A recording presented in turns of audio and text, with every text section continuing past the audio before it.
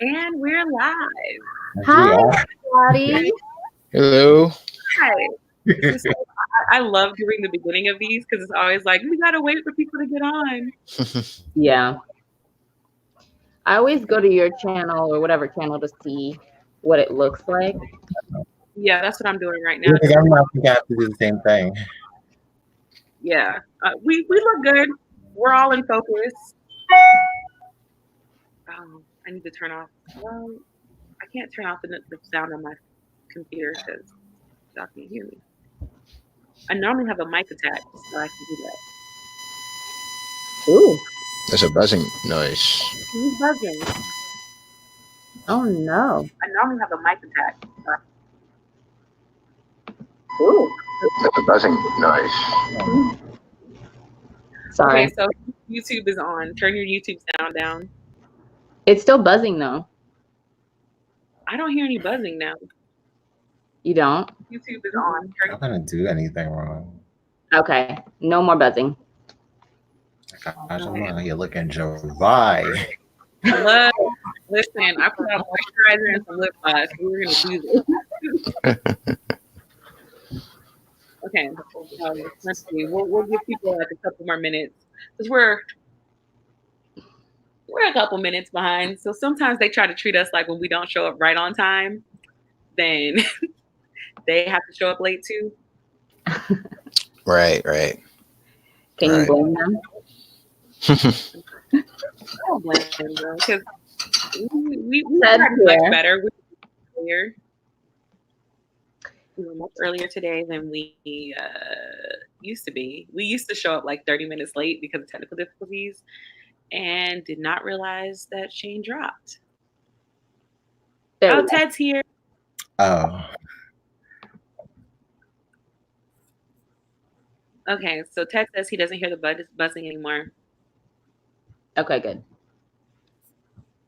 Okay, so I'm just going to start because we do have a time limit to stick to more. Okay, so hi guys, welcome back to A Seat at the Table Book Club. This is month 2 of quarter 1, so we have a special topic. We have special guests. Troy's not here with us today because her main priority is studying. So we're going to send her good vibes for her exams that are coming up. So we will introduce our topic, which is Black Men Read. And we're going to introduce our special guests, Justin and Shane. So I'm going to let you guys introduce yourselves. So basically, tell them who you are, tell them what you do, what books you like to read, and all that. Okay. Oh, should I start first? Yeah, sure. All right. Yeah. Let's see. My name is Shane. I know I'm cisgender, gay man, femme, all those things. I read all kinds of books. I don't know. I read all kinds of books. I watch all kinds of shows. I'm like very, very, very unpindownable, I guess is the word. But yeah, I don't know. I'm getting more into fantasy now, and one thing I will say when it comes to books, I like books with a lot of mess and drama in it. That's just me. And I'm reading one where she's like a whole bunch of mess right now, and I'm just kind of like, ooh, what are you reading? Yeah, Love Effects by Kat Cole, and it is like very. I'm looking it up. A lot of scandalous, petty stuff. Like this girl got invited to her ex's wedding, who she was just with 6 months ago, and it got a little messy, and she met a guy there, and things got real. It's cute, it's sexy, but it's also a little toxic masculinity going on, a little crap at certain points. So I'm just kind of like, ooh, this feels like it'll get abusive soon, but I hope not. It's just still just very toxic. Who wrote this? Oh, Kat Cole. That's what I thought because it popped up. Okay. I always like to see what people are reading. And yeah, you didn't talk about your YouTube at all, Shane. Yeah. Oh yeah, I have a YouTube channel. Luxurious Blue. I'm also on Instagram as Luxurious Blue and on Twitter as Luxurious Blue. Yeah. Like right now, I try to review a lot of books on. I try to like I'm reviewing. I try to review every book that I read, as well as I don't know. I just try to take part in as many readathons that pique my interest, and that's pretty much it. Like one thing I want to do going forward is I want to do other kind of little content. Like I want to I want to do this book versus movie kind of thing, where it's like any books that I've read before, I want to watch the movie adaptation to it and kind of compare them. So I kind of want to do that going forward in the future. And also next month, the book club that I'm a part of, they decided to do a I don't know, they want to do like a YouTube channel. So we will have that YouTube channel going on. That's exciting. Oh, what's the name of the book? Shout it out. It's the QPOC Reading Circle. And we're all Black gay men, and it's gonna be interesting. It's a men book club. That's good. I love it. Topic. Yeah, so no, it's very on time because like I don't know, I'm excited for everybody to see how we all interact and what we talk about. We're actually reading Reddit the Bone for this month, so that's what we're going to be discussing next month. Okay. Well, that's what we're discussing at the end of the month, and you'll be seeing the video for that in March. Nice. That sounds awesome. Yeah, it's awesome. Good. Looking forward to it. You've got some lovely commenters in there. Your commenters are telling you they can't wait for this upcoming new content. Oh yeah, I am excited for it. I just need to make the time to do it. Right. Yeah, we look forward to seeing it. So, Justin, you're next. Well, hi, my name is Justin. I go by Ghost Reader on YouTube and Twitter. I like to read all types of books. I'm known for reading nonfiction. I've gotten reading a lot of that recently. And I've been doing a lot of book reviews. This month on my YouTube channel, I'm doing videos about topics in Black history. I'm doing one every weekday. I think this week I won't. Going to take President's Day off, but generally we're putting one out every weekday. And yeah, I mean, it's pretty much the bookish stuff about me. I'm looking forward to, on Twitter as well at GhostReads28. Also on Instagram at Justin the Ghost Reader. I don't really use my Instagram as much as I should, mainly because most of my books are on my tablet and not physical books, so I can't really do photo shoots for it. But I think I may just start posting that stuff there anyway. But yeah, that's me. Awesome. Okay, so thank you guys for your introductions. I know y'all are probably I can't believe she made me do that, but thank you anyway. Oh no. So I guess the first question of the day is, when did you first start reading, as a hobby, not as a chore? Do you want me to go first, Shane, or you? Oh no, you could go first. Okay. Start reading as a hobby. I probably started reading as a hobby at a really young age. My mom got me into reading books. That was very important for her that I knew how to read. So I started early with children's books and stuff like that, and reading them on my own, not necessarily school books for school. So that's where it kind of started for me. Was with my mom. And she had me read the King James version of the Bible, which is these and thous, and I learned Old English. So that love is kind of Old English just kind of followed me.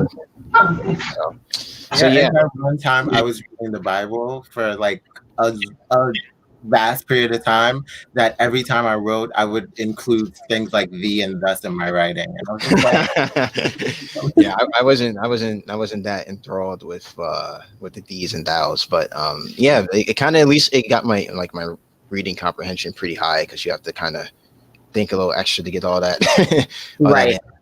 So yeah, so it kind of start early and just kind of evolve from there.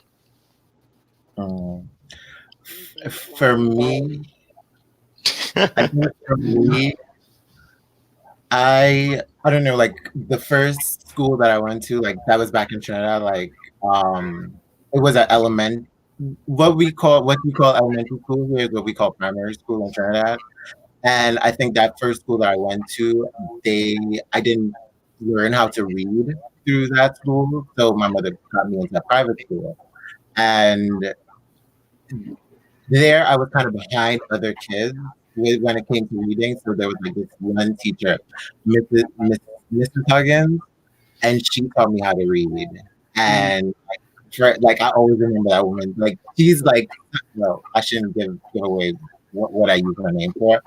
But like she made a big impact on me because she really taught me how to read. She was patient and she was so nice and kind with how she taught me how to read. And because of her, I like really got like excited. Like I really loved reading a lot. Like it just made me want to read more and more. And I read all kinds of different books. Like the one book that I always remember and I always say is like one of my favorites, although it's a problematic book, is The Enchanted Wood by Enid Blyton. And that was like the first book where there weren't as many pictures and the words were like smaller. So I kind of felt a little more accomplished, like, oh my gosh, I'm reading this book. And then Oliver Twist was another one that I read when I was younger. So it was just like, that's where I really kind of started becoming a real reader, I guess. Like, I wouldn't say a real reader, but like a reader where I just was like reading for fun. And it was just like, it was like a fun hobby at that point. You know, I read more at that point. How would you both say that your relationship with reading has evolved over the years as you've matured and encountered just different social things and, you know, coming into your own identities? Do you have the same relationship with reading or has it changed? For me, it's changed. Let's see. When I was younger, I read a lot more. And then it's like, as I got older, I feel like I heard that story a lot with a lot of people. It's like, oh, when I was younger, I read a lot. And then it's like, as I got older, I stopped reading as much. And I feel like in my mid-20s, when I was just so immersed in working, I stopped really reading at anything. I stopped writing. So, I don't know. It's only now, like in my 30s, like kind of finding the booktube community and also kind of wanting to really get back into it and understanding part of the reason why I wanted to write as much is because I read as much as I did before. So at this point, like the relationship has kind of been like not really knowing how to read before, learning how to read, getting really good at it, and kind of falling off and then coming back on and now trying to get back into it. But one thing I've realized with my reading,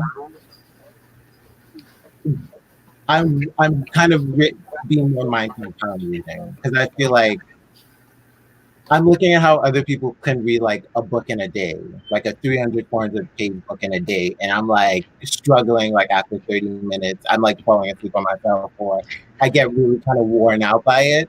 And it's not that a book is interesting, it's that we kind of live in the time that we live in. So our brains are rewired and I have to kind of like readjust. I have to not skim. Because I can sense when I'm skimming, I feel like I'm regular reading, but I'm like, I am skimming words right now. I am like reading through it and I'm like, I don't process that. I need to process more and not just be like, just really take my time with reading. So I'm kind of I don't know, I'm just like rewiring my brain to get back to how I used to read and really process what I'm reading. Are you saying that like your attention span is shorter, so you're having to focus more? Yeah, I think so. I think that's part of it. Because like I'll read and I'll be like, okay, like I just finished reading Harry Potter and the Sorcerer's Stone, and coming down to the end after the big climax, I was like, okay, so there's still more stuff going on here. Like, why are we still going on? And it's not that it's not interesting. Part of it is that it took me so long to read the book, and I'm at the beginning of February and I'm still finishing read this book. So I'm just kind of like, I'm ready to get it over with. But wait, did you say Sorcerer's Stone? Yeah, the first one. Oh, sweetie, you're gonna be taking forever to finish these other books then. Yes, because that's the shortest, most simplest, straightforward one. See, now that's why I'm trying to rewire this brain so that I can be a better reader. So I can get through all these books faster. Because I know book 5 is like the longest, so I'm just gonna be like, I can't spend like a month and a half reading that book. So, Yeah. But yeah, I guess that's my relationship with reading. Up and down, in and out. But I'm trying to stay the course right now and get a lot more focused with my reading. Okay. What about you, Justin? I think I went to the same or similar relationship with reading. I read a lot when I was younger. I think I read a little less when I was in high school, and by the time I got to college, I didn't really have time to read at all. So I stopped kind of reading for pleasure altogether, except for, of course, like for college stuff, college assignments and things like that. And I would say after college, once I won't say after college, it was during college actually. No, after, it was after. How I got back into it was I did National Novel Writing Month. I think it was in 2017. And I met people there, like doing the National Novel Writing Month online, who kind of were talking about, BookTube. That's how I got my intro to BookTube, was through that. And I was like, hey, maybe I should start kind of reading again. So I started picking up books, starting my channel soon after. So I had a reason to pick up books. And because I wanted to kind of read not just like the same thing or the same genre every month, I kind of diversified it. So I went from, that fiction, nonfiction, graphic novel, and like a poem or poetry or play. That I was doing that like maybe like one of those every month. But yeah, so it just kind of went through that, where I would kind of went through like a dry spell where I wasn't reading for fun and started reading for fun again.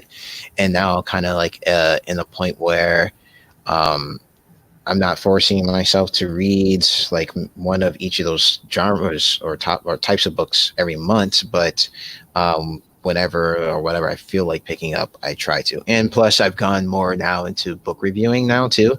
So that's caused me to kind of Slow down. slow down a bit. And also, since I'm just picking up nonfiction books to review, that's changed my type of reading as well. So yeah. How many books a month do you read, just out of curiosity? On average, I would say maybe minimum 4. I would say it's a minimum. I think last year I read like 84 books total. So divide that by 12. It's like what, 7 books? Not bad. Yeah, so it's about 7. Yeah. So I don't think I read that many books. I feel like reading is so interesting because I feel like people read for different reasons. Like recently I've realized that I read more, like I enjoy reading and I've read my whole life, but I read more as an escape.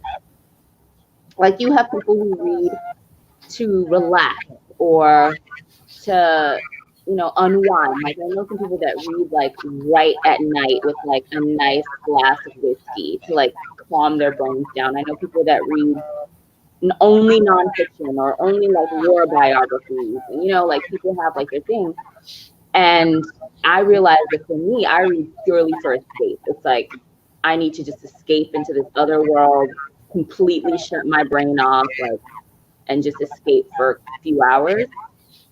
And so I find that, like Shane, what you're talking about that whole attention span thing, I find like for me, when I can't focus on a book, it's because I can't escape into it. So I usually like don't finish it.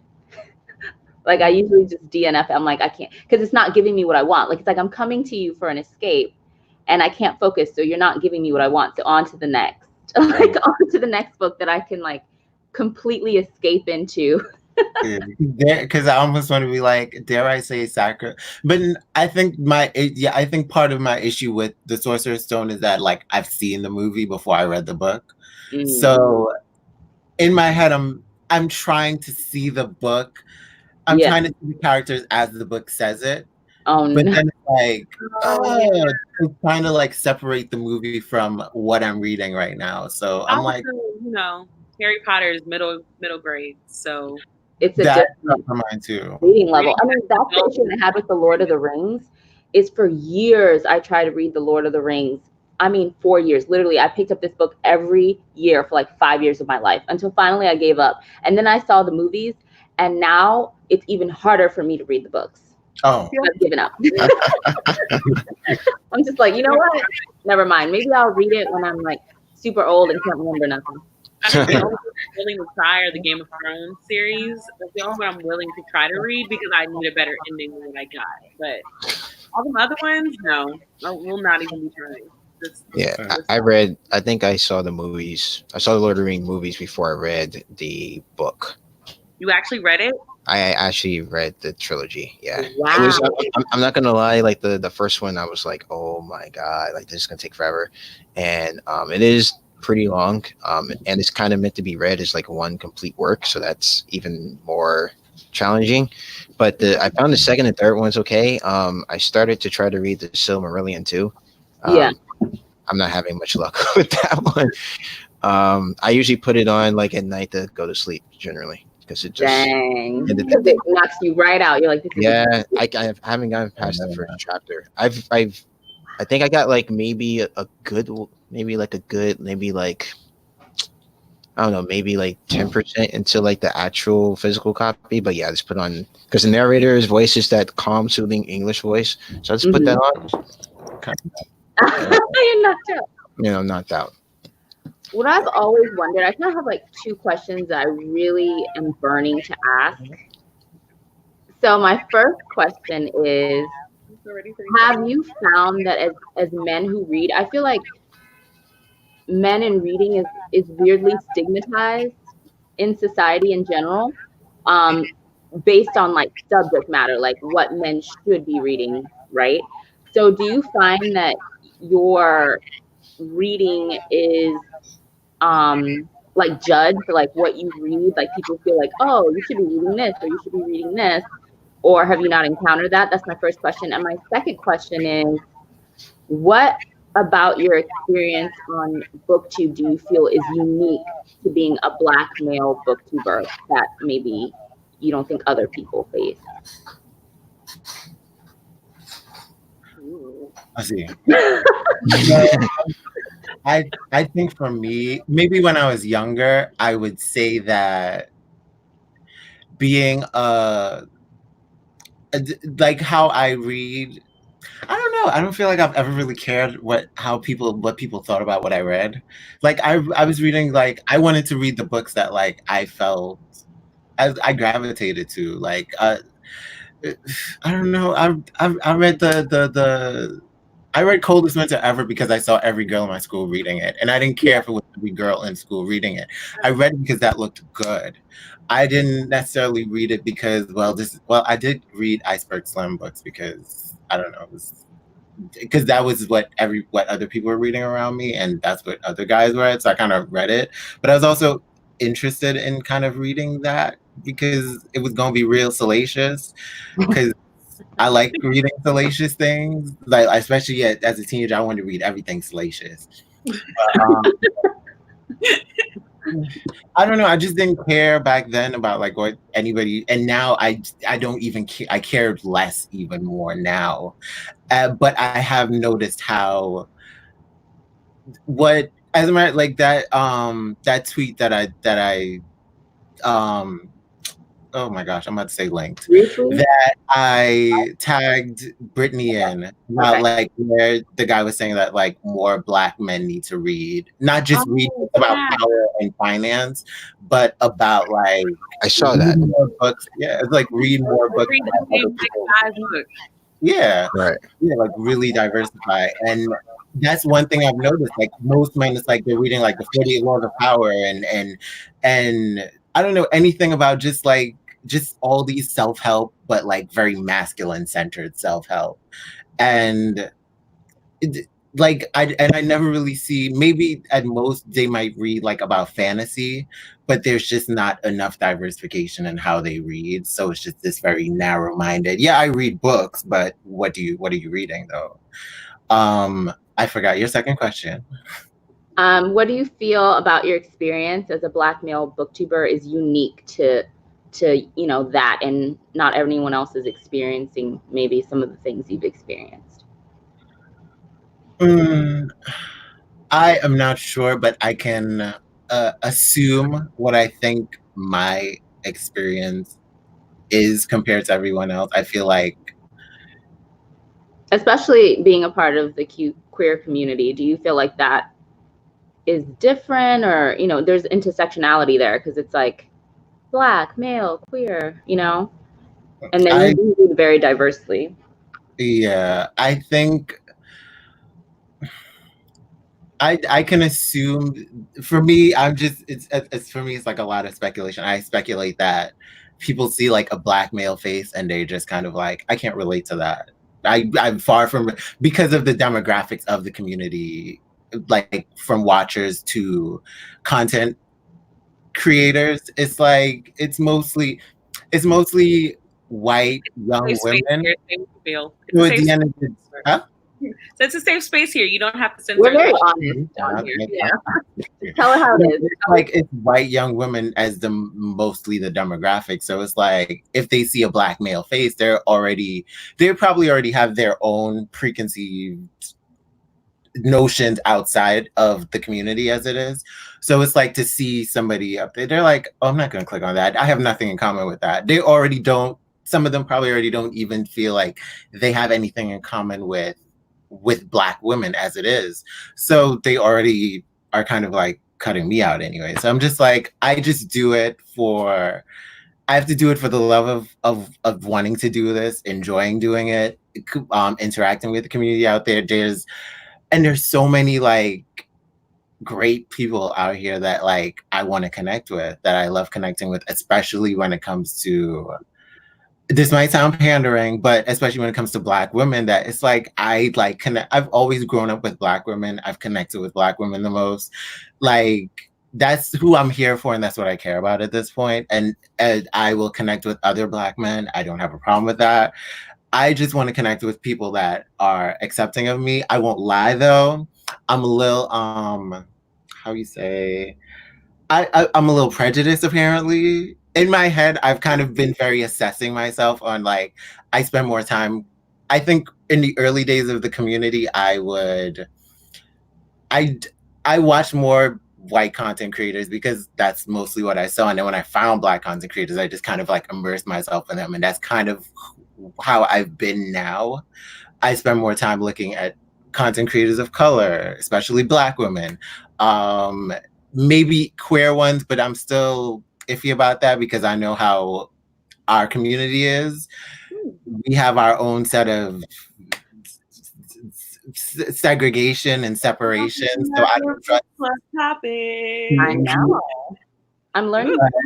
At the end of the day, I'm trying to keep an open mind, but because I don't want to close myself off from a lot of great connections. But at the same time, I also have to protect myself because I know I can't just let myself be. I just have to protect myself and protect my time and my energy and who I'm connecting with and who I'm giving my support to. Okay. Your turn. Yes. And also to novelist Deneen. I haven't read Alexander Hamilton myself. No, we were definitely about to address that whole conversation they just had in the thread after that. Okay. Whole dialogue in there. It's Yeah, like, I haven't read it yet, but maybe one day I'll read Ron Cherkov stuff. But let's see. So I don't think I've ever been I would say judged for what I read. I think more people have been, you're reading that? Oh, okay. It's been more of, I would say, like a certain level of respect for what I read. When at least when I say like something like nonfiction, or like if I had like read the Iliad or something like that, they're like, oh, interesting. So it's more like a interesting, more of like, oh, I wish I read more type of thing. But I haven't really been judged or felt pressured to read. Well, actually, I will say when I first was looking into getting to BookTube, like Shane, when I first was getting into the space, you generally see mostly white girl booktubers, because that's mostly what the community is. That's what YouTube brings up when you type in BookTube. So that's generally what I thought the community, well, basically what that's all I thought it was until I had to go in for a deeper dive. So it was like, well, if I want to be relatable or successful in this space, then I would need to begin reading the same type of books that they've read. And that was what I thought, like just before I was starting my channel. But I made the decision when I started that I'll just read what I want and what I like. And that's kind of where how I got my start and stuff. So I never really felt pressured like after that to read. I'll just read what I want. People who read similarly or who like what you read end up finding you some way. It probably means that won't be like 100,000 subscribers or things like that, but that's fine for me. I'm not really doing it for the subscribers. Those subscribers are nice. But, so yeah, we all want subscribers, but yeah, as long as I enjoy what I read and I'm not, and then, you know, didn't want to change my reading habits or tastes just so I could look like everyone else in the space. And when it came to being unique, it's being a Black man in the space is, well, first of all, there's so few of us. It's kind of hard. I tried to find some more and I was having a hard time. Yeah, it's hard. It's because, and the thing is, a lot don't last long. So I think I've maybe encountered maybe 20 over the time I've been here, but a lot of them either drop off after a while. I know one went on to do like other stuff in other spaces, like podcasting. But, you know, there's a couple of videos and then kind of just a drop off and you don't see them anymore. I think Shane and I are probably, like, as far as I know, the longest running Black male booktubers. But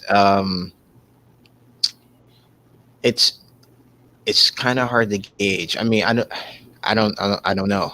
Like, maybe people, like Shane says, see me on the thumbnail and go like, oh, I don't think I will like what he says, or won't be able to relate. And then at the same time, I'm also reading like a ton of like nonfiction too, and talking about stuff that generally I think people don't come on BookTube for. So it's really kind of hard to really kind of gauge the reaction, because if I was reading, say, the same YA as a lot of women like white women booktubers were reading on the space as well, and reading all the big hits and the big books that as they came out and stuff like that, I think I'd be better able to gauge like the difference in reaction to me versus like someone else. So, but I mean, my demographics are definitely different. So Right. my demographics definitely tend to be like older folks. And then every now and then, like, say for example, like I'll read like something younger, then I'll track that crowd, but very few. I think most of my subscribers come from just the way I interact with people on Twitter, and people seeing me troll other people and have fun with other people and stuff like that. I think that kind of drives people towards my channel, because a lot of traffic, when I look at my YouTube analytics, does come from Twitter. So I think that kind of helps level the playing field, where I'm not just like some, you know, nameless blackface that pops up on in their subscription feed or in the recommendations, and like, who's this? So the Twitter thing for you makes a lot of sense, because I remember like watching your channel, watching your videos and being like, wow, he's so like serious, but you know, and all this stuff. And then when I met you at Book Fest, it was like night and day. I was like, oh my gosh, she's so like fun and goofy and lighthearted. Like, I was like, Yeah, so the Twitter sense, like, I feel like that you get to show a little bit more of your personality outside of just talking about books, and that gets people curious about your channel and things like that. So that makes sense. right. Especially like people can find. I found Twitter to be a useful tool. I don't use Twitter, but I found Twitter to be useful. Like more than one creator, especially in our different marginalized communities, have brought up the fact that Twitter has helped them a lot with gaining subscribers and things like that. So yes, definitely, and it's a good way to keep a lookout for things to be involved in. That was something I really did early on, was look for different readathons and stuff to get involved in, to increase exposure to other people, find other people to follow, and then you also make relationships and connections and things like that too. So what has sustained you wanting to stay? Because you said that, you know, you and Shane are the longest running, you think, and so many people leave, and a lot of people I've seen come and go over the years. What do you think has kept you here? I think one is the fact that I think the people in the community that I've met have making those friends. It kind of motivates me too. Also, I kind of hold myself for this to be the one thing that I need to kind of stick to and finish, because I'm a type of person who likes to start a lot of things but not necessarily finish them. When I started the channel, and I like it too. I really like making videos and stuff, even though it does get tiring. Like this topic of Black History thing that I'm doing every day is really tiring. But I think I enjoyed the enjoyment from it. Kind of over is more than any any tiring effects that I get from all the editing or shooting videos and stuff like that. But I think it's been mostly like their friends and relationships, the comment section on my YouTube channel, and being able to interact with people, say, hey, I really like your stuff. And that's very encouraging when someone says, say, hey, like I really enjoyed your video, or I learned a lot, you know, from your video. It means that, you know, someone got something out of it. And I think that as long as people are getting stuff out of my videos, then it kind of keeps me coming back, even if, like, for example, like you said, like a lot of people come in and a lot of people go.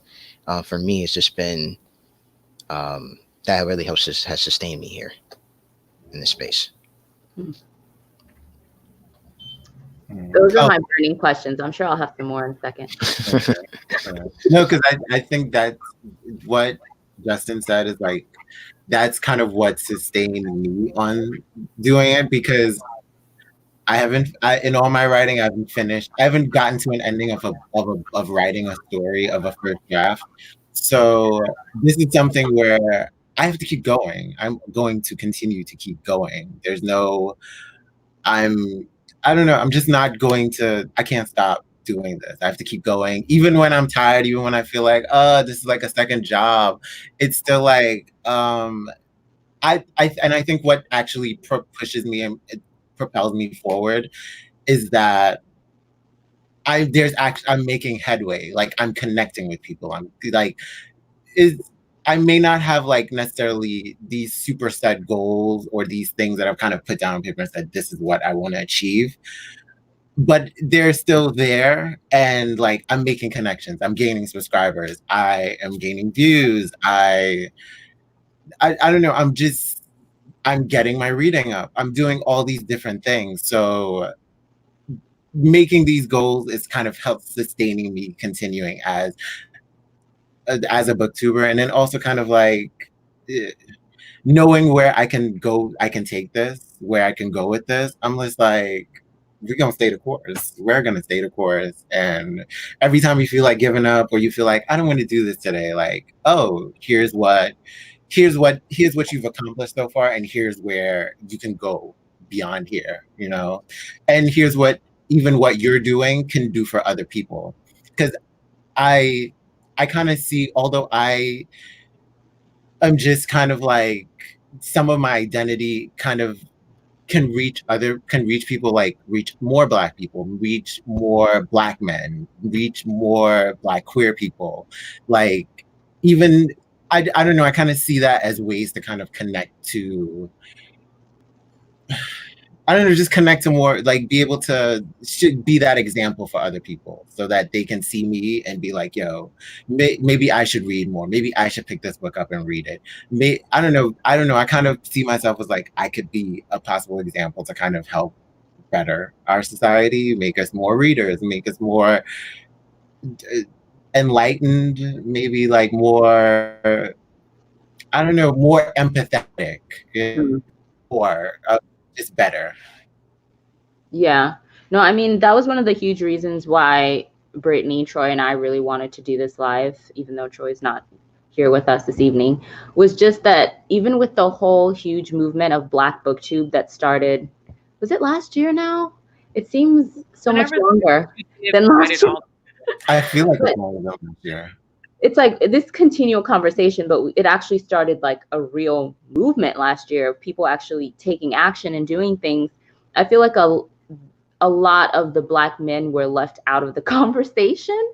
I don't think it was done purposefully. I think it really is just that place of there's so much fewer of you and you're so much less visible in our community that it almost was like, because I would see people be like, oh, follow this person's channel, and the long lists of mentions, and I would always go through them, click on every single person's channel, go subscribe, and very rarely did I see male booktubers being mentioned, and not necessarily because you don't exist, obviously you do, but because people are just not aware that you're there. And that's why, that was part of the reason why we wanted to do this, because we talk about a seat at the table and in making a place for us and in our community. And you guys are a huge part of that. And I think that if people have more access to your channels, know that you're there, you have your visibility up, and even outside of just our community, because going to Book Net Fest last year was a revelation, because it was like, oh, wow, hi,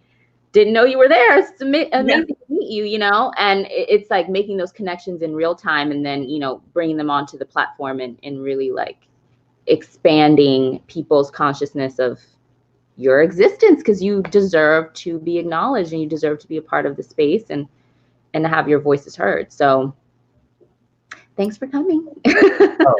Thanks for having me. Yes, thanks for having us. To set it off. I mean, that's a very important question. Do you plan on going to Book Net Fest this year? Possibly. I want to. My intention is to go to Book Net Fest. I just need to know when it's happening, because I heard talk that it's going to happen at the beginning of February 2021. No, August 20th. And I don't know what's going on. So like August 20th now? It's the weekend of August 20th, because they have a countdown on the website, and if you do the math, that is the date, the weekend that it counts down. Yeah, it's like that weekend. Yeah, the weekend of the 20th this year. Okay. Yeah. They moved it up a month. Yeah. Pretty much. Because your girl's going to be doing a lot of stuff this year. I'm like, do I want to take more leave to go to Disney this year? Or do I want to go to Universal? Yes, we do. Decisions that need to be. You're going to Disney. Yeah. Oh, yeah. Oh, at Book Net Fest? Yeah.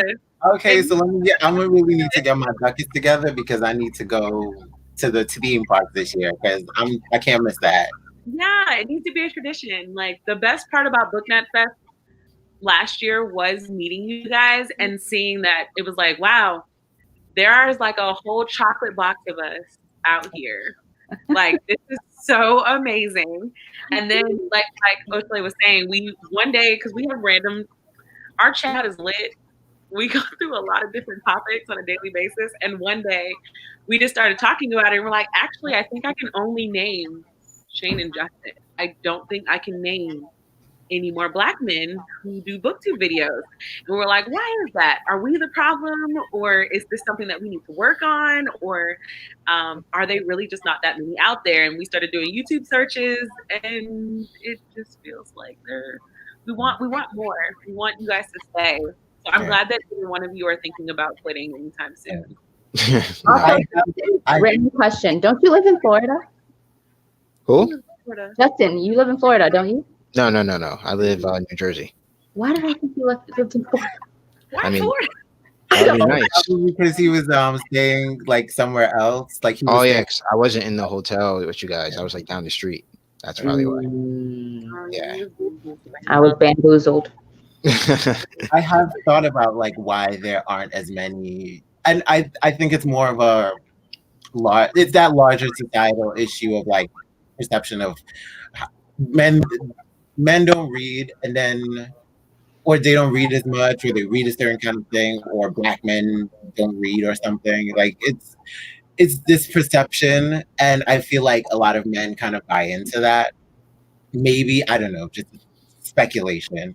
And then also to a community like BookTube where it's predominantly young white women, you're not going to see yourself, so you don't feel like, I don't feel like I need to make the effort to kind of join this community or talk to the. And then I also think about like social dynamics, like as a Black man kind of reaching out to these young white women.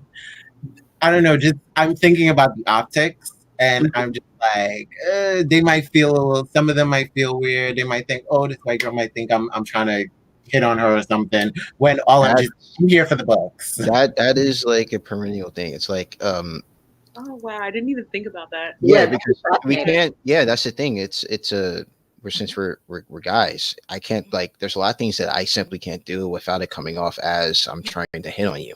Right. Mm-hmm. Like if I was to hit up like a girl in her DMs on Twitter to like, do something, I have to clearly say like, hey, this is not for, how old are you, first of all, so like, this isn't, because I've seen some people and they're like, oh, like I'm only 15. I'm like, what? But yeah, stuff happens like that. So there's a lot of like extra dynamics that goes into like a lot of things that you can do. We can't do that without. Careful. Like as me, as queer and as visible as I am, I'm still like, I have to be aware that, I can't say these things because I don't want you to think that, I'm trying to come on to you or anything, because I'm not I don't want you to think I'm a creeper. Like, no. I wish you could put the like in the subject, I'm not trying to hit on you.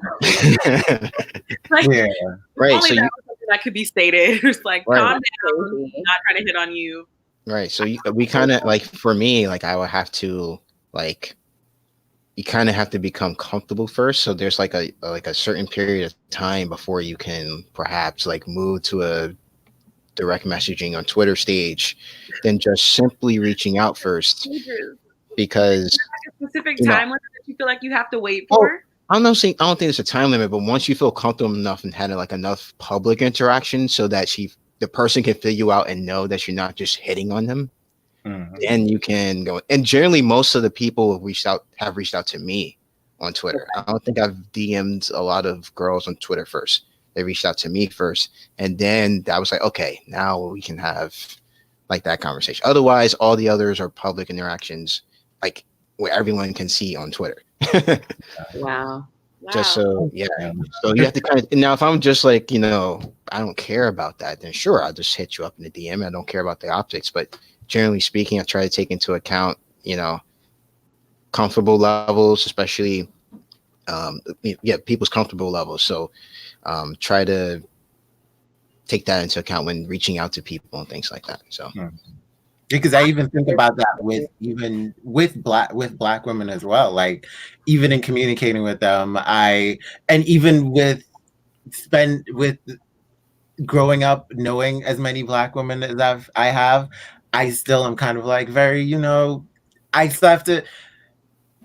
The more I learn, because I listen to so many podcasts where I listen to what Black women have to say, I'm always very like, I'm trying to be very cognizant, very mindful, very aware. I don't want to make you uncomfortable. I don't want to. I have to know where I stand and be mindful of where I'm standing and being respectful of your space.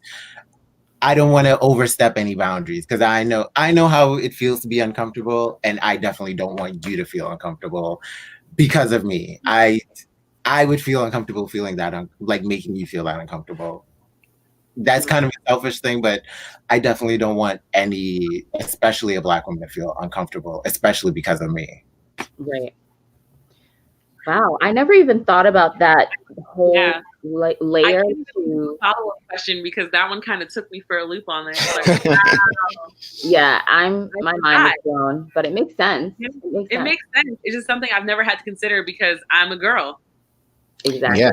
And I can literally put up anybody and they're not going to question if I'm trying to hit on them or not, because right. And it's funny because I see like all the time, like, oh yeah, if you guys want to talk, just like hit me up on Twitter, like, you know, like just hit me up in the DMs. I'm like, no. Like, there's some lines I don't cross yet until we get to a certain level of comfortability, and then perhaps when you reach out to me, then otherwise we'll just go back and forth. This is too stressful. Like, good God. I know. That's something we just don't have to think about. Yeah. But I was thinking, going back to that whole stigma of Black men not reading, I thought of two things. I thought about the fact that Bookstagram is actually where I find a lot of Black male readers. Bookstagram is rife with y'all. Like, I have found a ton, and that is very encouraging. And I know, Justin, you said that it makes you a little hesitant because you don't have the physical books, but a lot of people have found, or just taking they're just having their iPad there with the book cover pulled up in like a nice background, and then they write their thoughts about the book in their little section at the bottom. So don't let that discourage you. But you guys are thriving on Bookstagram, first of all. Second of all, I find that a lot of, and this is what I've encountered in my own personal life with men that I know personally and Black men that I know personally, is I feel like men have like a secret reading life. You have like your public reading life, and you have your like secret behind closed doors reading life, where I've talked to a lot of men where they're just like, oh, well, I'll be like, oh, you like to read, we'll hit it off based on that. And I'll be like, oh, what are you reading? And depending upon how well we know each other, they'll give me like, oh, I'm reading George Washington's Autobiography. I'm reading Finance for Dummies. I'm reading da-da-da. But if I know them really well, they'll be like, well, I really like to read, manga, like I'm really into it, or like science fiction is where I live, like reading series. And they get really nerd out about this. I even ran into a guy that loves to read romance, and he was just like, I don't really talk about it, but it's like, I love reading romance. Like, and it's like, oh, but I don't tell people like this is what I really like to read, but I'm telling people I'm over here reading War and Peace. And I'm just like, okay. Oh my gosh, that's so true. I've met plenty of guys that'll tell me, like, if I hear one more guy tell me that he's reading The Laws of Power, I'm like, how many times have you read that book? And what is this Law of Power book? Because I'm completely what is this?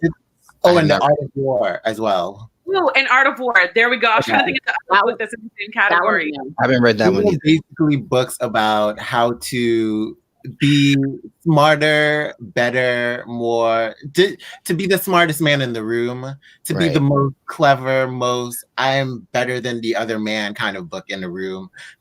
There's other books about like, oh, I know how to handle my finances better than everybody else. I know how to take care of my family and my kids. And it's just like, yeah, but do you understand your family? Do you care about your family beyond what you can just provide? Like, do you know how to give them emotional support when you need to provide that? Wow. It's the whole word. Ooh, another topic. I'm like, we're getting deep. But that's a whole, that will be here for another hour. I know. Emotional support of Black men. But I have found a very popular book that a lot of Black men, I feel like, talk about reading is, for some strange reason, Malcolm X's biography. I haven't read it. I haven't read any of these books that's all Black men. My brother doesn't read. My baby brother, he does not really read like that. He's a jazz musician, so he'll read like books pertaining to jazz. But that is the one book he has on his Instagram as like having read, and I'm just like, what is it with this book? Yeah, I want to know. I've never read it, but also when you meet certain hoteps, like, Hotep love that book. And I'm like, is that like the Bible that I didn't know existed? It is. Because good God, that does not make me want to read that book at all. It's but then the I'm Bible. men that when you sit down and talk to them, like I've gotten people here hooked on like Children of Blood and Bone. I've even lent my book out and never got it back. I'm just like, see, that's why I lend books out. Yeah. I buy them a copy and ship it directly to their house. Like, I do want to read the autobiography of Malcolm X one day because I heard it's really good. I mean, who did you hear it was good from is the question, because I've heard it was good, but the people telling me that it's good, I don't like them as people. So I don't like them as people. I mean, it's Malcolm X though. I mean, it can't be like too bad, right? I'm curious about it. That's for sure. One day I might give it a chance because I just listened to this podcast, and it's 2 Black women on this podcast. And one of them was talking about like the new, what is it? The murder of Malcolm X on Netflix. Yeah, I watched it actually. And they made this like comment that like, I know all of you have read the biography of Malcolm X. And I was just like, girl, I haven't. I'm not people it's that have supposed to be like required reading for African Americans. Yeah, cool. so I'm like, I will read it one day. I don't know. I ain't read it. If you haven't read it, like you know about it, it's kind of like Dr. King's speech. Even if you don't know what content is in it, you've heard about it before if you're a Black person. Yeah. But it's supposed to be like this really powerful thing. I guess it motivates a lot of like Black men to get their act together because Malcolm X was kind of like about it are Hotep, so that concerns me greatly. Well, maybe it kind of does fit into like I guess the Hotep narrative, right? At least in the bit that you need to be like the strong Black man, and Malcolm X was like the strong Black guy. So I mean, he may not have meant it in the way that the Hoteps do, but I think it's still kind of give it a chance because he didn't create his story was not created for them. They just adopted it to fit their narrative. So I have to keep remembering that. But honestly, that one, the War book and the Power book. But Art of War, I mean, if you're a corporate guy, you read Art of War to make sure that you're good when you go into negotiations and stuff, right? Because it has like all these idioms about how to be like the better strategist, right? But if everyone read it, then what's the point? Also the outfit. Because it's gonna be like that one person who hasn't read it, and you're gonna hit him one day. It's like, what? He's like, what's going on? He's like, yeah, that's that Art of War move right there, Some kind of power move? What is this? Like, oh no. It's not like a power move. Yeah, like in the animes and stuff, this whips out like the Art of War, slams it on the desk, and the guy's like, no. But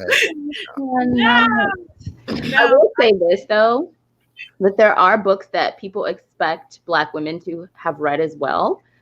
All the Zane books. Well, The Coldest Winter Ever. Never read that one either. Any book by Toni Morrison. Toni Morrison's book. I haven't read any Toni Morrison yet. The Color Purple. I refuse to read that. Haven't read that. And every time I say I haven't read it to someone, and it's usually somebody who's either Caucasian or another minority, they'll be like, "What? You haven't read? You haven't read about Black people being I was forced to watch The Color Purple. I don't want to read it. Like, yeah. I'm actually going to see the stage play in a month because it's coming to the town where I live. The Broadway touring. Oh, see, that's different. I might do Broadway because it's Broadway. Yeah. People like lose their shit when they're like, "You haven't read The Color Purple?" And I'm like, no. Yeah, I can't read it. 12 Years a Slave. I'm like, I'm good. Haven't read that either. Me either. 12 Years a Slave. Oh, I refuse. 12 Years. When 12 Years a Slave came out, that's when I made the declaration that I was going to stop supporting Black trauma. So I didn't see the movie. I didn't read the book either. I knew a lot of people that went to see the movie, and I was just like, every time I go to see these films, I leave so angry. And as I get older, the anger takes longer and longer to leave. And I'm not about to go to work just being mad. Like, you know what I mean? Right. Because then, not to mention, I'm in the movie and I'm sitting there and I'm like, really? And there's like people of other ethnicities like, oh my gosh, this was so powerful. Was it? I'm like ready to fight because I'm like, you take it way too personally, and it's just like it's so hard to watch, and I was just like, I can't do this to myself anymore.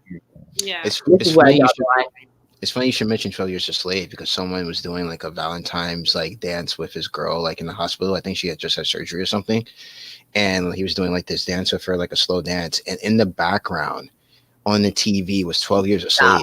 And there was a man getting beat, and everyone was watching the video. Yeah, people on Twitter like, yo, is that man getting like beat down in the background? Like he was like, the man was getting whipped. I don't know if they knew what was going on on the TV, but yeah, he's just whipping the guy in the background. They're just doing the slow dance, completely oblivious to the fact in the background this man's being beat. Like, I was just like, oh no, completely ruined the moment. Here's the thing, though. Isn't that a metaphor for America, though? Pretty much. It's just like, especially the couple dancing white is a white couple. Yeah, we're just gonna ignore the fact that the people getting beat in the background. It was a black couple too, which was, and they're not just getting on BET. They're getting entertainment, right?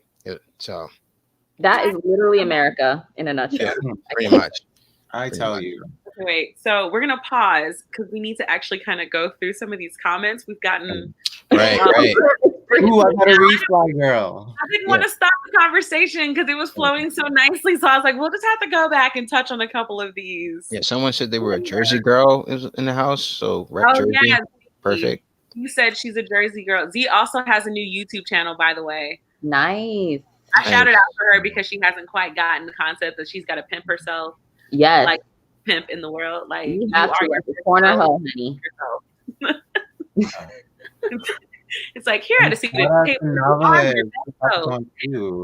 Oh, Alexander Hamilton was a conversation that came up.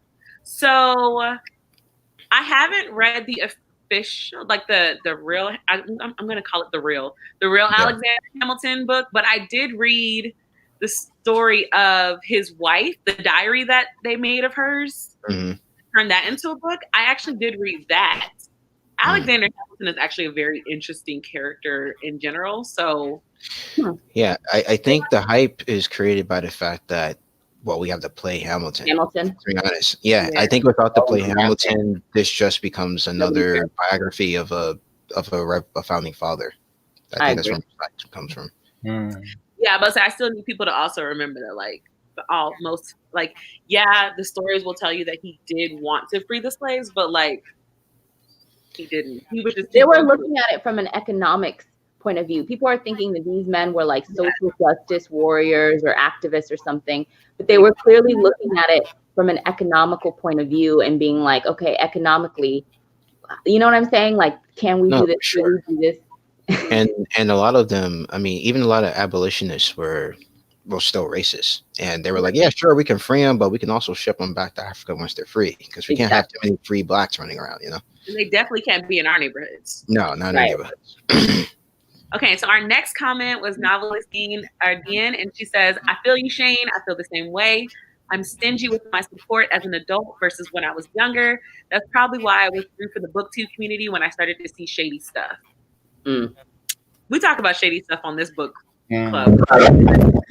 And I understand being stingy too, because it's like, you're an adult. You have only so much bandwidth at this point. You have too much coming at you. So it's just like, I only have so much time for such and such person. I want to like knock on wood here and say, like, thankfully I haven't been involved in any BookTube drama or anything. I was going to say that. I was going to say y'all are so non-problematic and chill, and I really respect that. I feel that it's very. I am trying to maintain that. I am learning all the lessons from everybody that gets in their mess, whether inside the community or celebrity or whatever. I'm like, I'm trying not to be involved in anything, but I'm also very like, I'm also prepping myself for like when some scandal comes my way. How am I going to be my own Olivia Pope? Okay. I do feel that a lot of the drama is started because people make these friendships with other booktubers and book bloggers, and they get into some type of Twitter war or beef because you can't really tell someone's tone from a tweet, right? You can't. Like, and then people get upset and they misconstrue what somebody said, and now you got people trolling people going back and forth. Like, And then it just becomes this huge thing, and then it gets dragged onto BookTube, and I'm just like, another one, really? It always cracks me up when they do it because it's like, first of all, dang, no y'all got real jobs. That's usually the first question I ask when I see the drama in towing. And then it turns into these whole reaction videos. And it's just like, y'all have so much time. Like, did you really go through and screenshot tweets, sis? Like, yeah, it's a bit much. Like, I understand when it's like authors doing reprehensible things and we need to call them out and address that because that is important. You guys, they're the ones that are writing our books and we're supporting them and essentially giving them free marketing and promotion. So when they do horrible things, we need to call them to task. But when it's just ourselves and we're just bickering and going back and forth about petty stuff, I wonder, I'm like, really? You couldn't have really been friends with this person. Y'all were not friends. There's no way. Here's an important question. Do you consider the violence in books like Children of Blood and Bone to fall in the Black trauma category as well? I haven't read it, so I don't know. I guess. Do you want to answer that? Yeah, there's someone who read it. Because, I mean, like, I think that, like, there's going to have to be, like, some violence in some of these books, right? I mean, it's when it's taken to the extreme, I feel it's when... I should probably say that when I say Black trauma, I'm talking about, like, real life stuff. So, like, slavery, police brutality, Jim Crow, neighborhood shootings, violence just from a child trying to walk home from school. When it's like something that could happen to me real life in these streets, I don't want to read about it. Children of Blood and Bone. Okay, so wait. The first Children of Blood and Bone was not as traumatic as Children of Virtue and Vengeance. Don't spoil it. Vengeance is a completely different spectrum for me that I was like, wait a minute, we're touching on some things I'm not liking here. So as long as we keep that fantasy element to where I'm more focused on the magic or I'm more focused on the kingdom and it's not a thing focused just on the color of my skin, I don't consider it Black trauma. But if it's a book that is literally written about a Black boy being shot by a cop in a neighborhood going up in roar, that is Black trauma. Cannot say it. I can't do it. Because I'm like, did we just watch that on the news? Why the heck am I reading a book about it? Like, I don't want to do that. However, like I said, Children of Blood and Bone did not make me question anything involving the Black trauma. Children of Virtue and Vengeance has me sitting there looking like, tell me what you doing.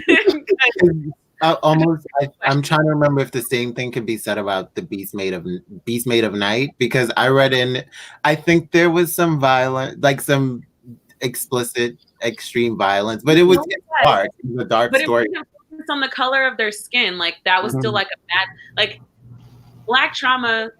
Well, for me, also I need to preface this. I am a huge Tochi Onyebuchi fan. I stand by pretty much everything he's ever written. So this might sound a little biased. Yeah, really? At all times. Stop it, Shane. I should have watched the Trevor Noah interview. You know he watched that live that me and Najiri did. Did you know he watched that where you were like, I heard. I heard on the playback. I was like having my best moment of my life when you should have just put your phone number in the chat, Shane. Right, next time, drop it in there. I cannot. But yeah, to me, Black trauma is defined as like. Well, it's like rooted in racism and white supremacy. Period. Right. So if you're writing about Black characters doing anything else besides being subjected to racism and white supremacy, it is not Black trauma to me, because it's all about expanding our stories and, giving us the fantasy, giving us the science fictions, giving us living in fantastical worlds, or just living a normal life, or the romantic comedy, or whatever it is that other races of people get to read about themselves in books. And it's not based upon their traumatic past and their traumatic histories. But if you have any type of book that's rooted in racism and white supremacy, I'm not going to read it probably. Yeah, I think. Or it's going to take me a long time to get to it.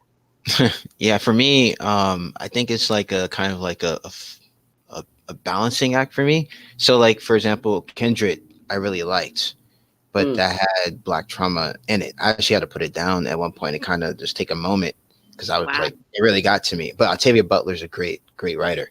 And I really thought the book was great, but it was Black trauma. Would I read it again? Maybe, maybe not. But so I'm not sure where I draw the line. Like I probably wouldn't read 12 Years a Slave. No. Right. But at the same time, I read like some slave narratives, which were written by them, and they were exploring their own trauma. And even while they were like hard to read, I thought that they were like great stories. So I don't know where I draw the line for me. I know for a fact, like lynching is hard for me to like read about.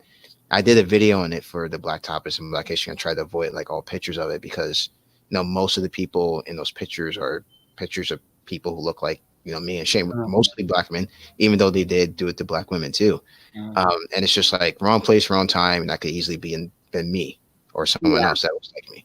So that's always hard to look at or read too. I think it definitely is a balance, like you said, Justin. I feel like it's specific to the individual. Right.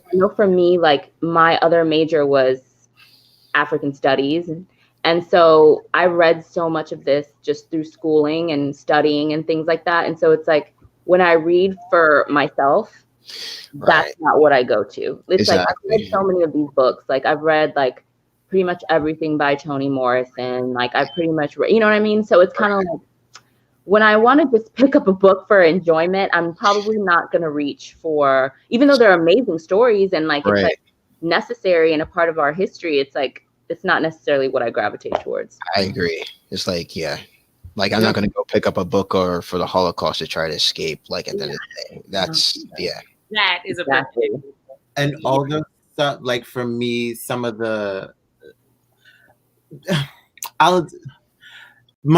book club that I'm a part of, we read all kinds of different books. We're reading a bunch of different kinds of books, but last year, one of the suggestions that I didn't want to read was, that I read, but I didn't really want to read was Giovanni's Room, because I felt like it's such a period piece. It's also just like, I don't know, I just didn't want to read it because some of these older classics, they're not necessarily Black trauma, but they're also kind of like, they're not making me escape. They're not making me excited to read them. We read this book called Gentleman Jigger, and I just was like, because it's about like the Harlem Renaissance, and it's really a lot of like a lot of Black queer stuff, and it's exciting, but also it's just very highly intellectual. And it's fiction, but it's just like he's speaking in these very artful, intellectual ways that I was just kind of like, I am not escaping in this. I am kind of like being dragged down in this book right now. Like they were talking about like drinking gin and ginger ale and smoking all day, and I don't know, just scamming people and all kinds of like crazy stuff. And it should be interesting, but it was just kind of like, I don't like the way he's writing this book, and I hate it. And some of these older books are kind of very much that. As much as important reads, they're also kind of like, I like to enjoy myself when I read, and that was kind of draining. So I don't know how I know like this is a very used up word from me, but I don't know how problematic that is, that I don't want to read some of the Black classics. Yeah, you read what you want. I'm just like, I don't think it's problematic, because it's kind of like we have to look at the systems that are awarding these books these awards, right? And then giving them this esteem. Like, for example, for a book, I feel like I've blocked out the name of this book, even though we talk about it almost every live. It's gonna bother me. Doug? Yes, thank you. The Hate You Give. So The Hate You Give has gotten awards, and now people are saying it's a modern classic, and it's gonna become required reading, blah blah blah blah blah. But it's like, but why? Like look at the systems that are awarding this book and the criteria that it has to be awarded this. They're not going to give it to Children of Blood and Bone, but they're going to give it to The Hate You Give. So, and now it's become an American modern classic for youth, or whatever the heck they're trying to say. So I don't think you should feel bad, because I always think about stuff like that. I'm like, oh, I should read The Color Purple because it's like this amazing work of of African American literature. And then it's also like, but by whose systems, you know? It's like, that's not to take away from it, but it's like, it's still held to like a European standard, you know what I'm saying? Like, we don't even give out our own awards, really. So I'm just kind of like, You also have to remember that, I mean, on top of what Oshley said, a lot of the times we're told we should do stuff as a community, as a group, and no one ever questions why. Yeah. It's like, especially in the Black community, we have a tendency to say we should be doing a lot of things. Yes. And it's like, why are we doing that? Well, I'm actually not gonna do that. And you receive more backlash by saying I'm not going to do it versus just following the crowd and just, I mean, that's kind of BookTube as in its own way as well, where it's like, we should be doing that. Why should we be doing that? Yeah. And then when you question your own thing, then it's like, oh, well, that's why you're not doing this. I mean, I was about to say something really petty, but I'm not. I'm gonna remain good on this live, so I'm not gonna say it. But it's a peer pressure thing. Yes, and I think people feel guilty too, because they feel like, oh, if I don't participate in this, then people are gonna think that in some way I'm saying that this book is not worthy or it's not great. And it's not to take away from the book itself or the fact that it's earned all of these, you know, high accolades and things like that. But it's just, at the end of the day, you read what you want to read. And if you don't want to read that, you don't have to. I also need to say that it was not written for us. I don't know how many times I have to say that. That book was not written for us. Yeah, specific to that book, yes, for sure. It really wasn't, because the one part that always got on my nerves was the part where they were quizzing him. I don't know, her white boyfriend said that he likes NWA, and they were all like, they were like, oh, you get a black card or some bullshit like that. And I was just like, why are we giving out the black card to people just because they like something black? Like, and then they kind of pretty much almost took it away, because when they asked him about like wasn't it mac and cheese? Yeah. And like, what is it like a side thing, or is it like a full meal? And he was like, it's a full meal. And it was like, damn. And I was just like, yeah, see, I never finished that part of the book so much. I stopped. It was pandering. Can we just say what it was? It was pandering. Oh yeah. But I stopped right after the scene where the mom and her left the police station after they tried to insinuate that clearly he was a drug dealer. And I was like, nope, too realistic. This literally just happened in the news like yesterday. I'm good. And I took it back to the store and got my money back. I was like, nah, because I felt obligated to read it because everybody kept talking about how like, this is an amazing story. And who is playing with me? Somebody. What spider? Who's spider? That's not funny.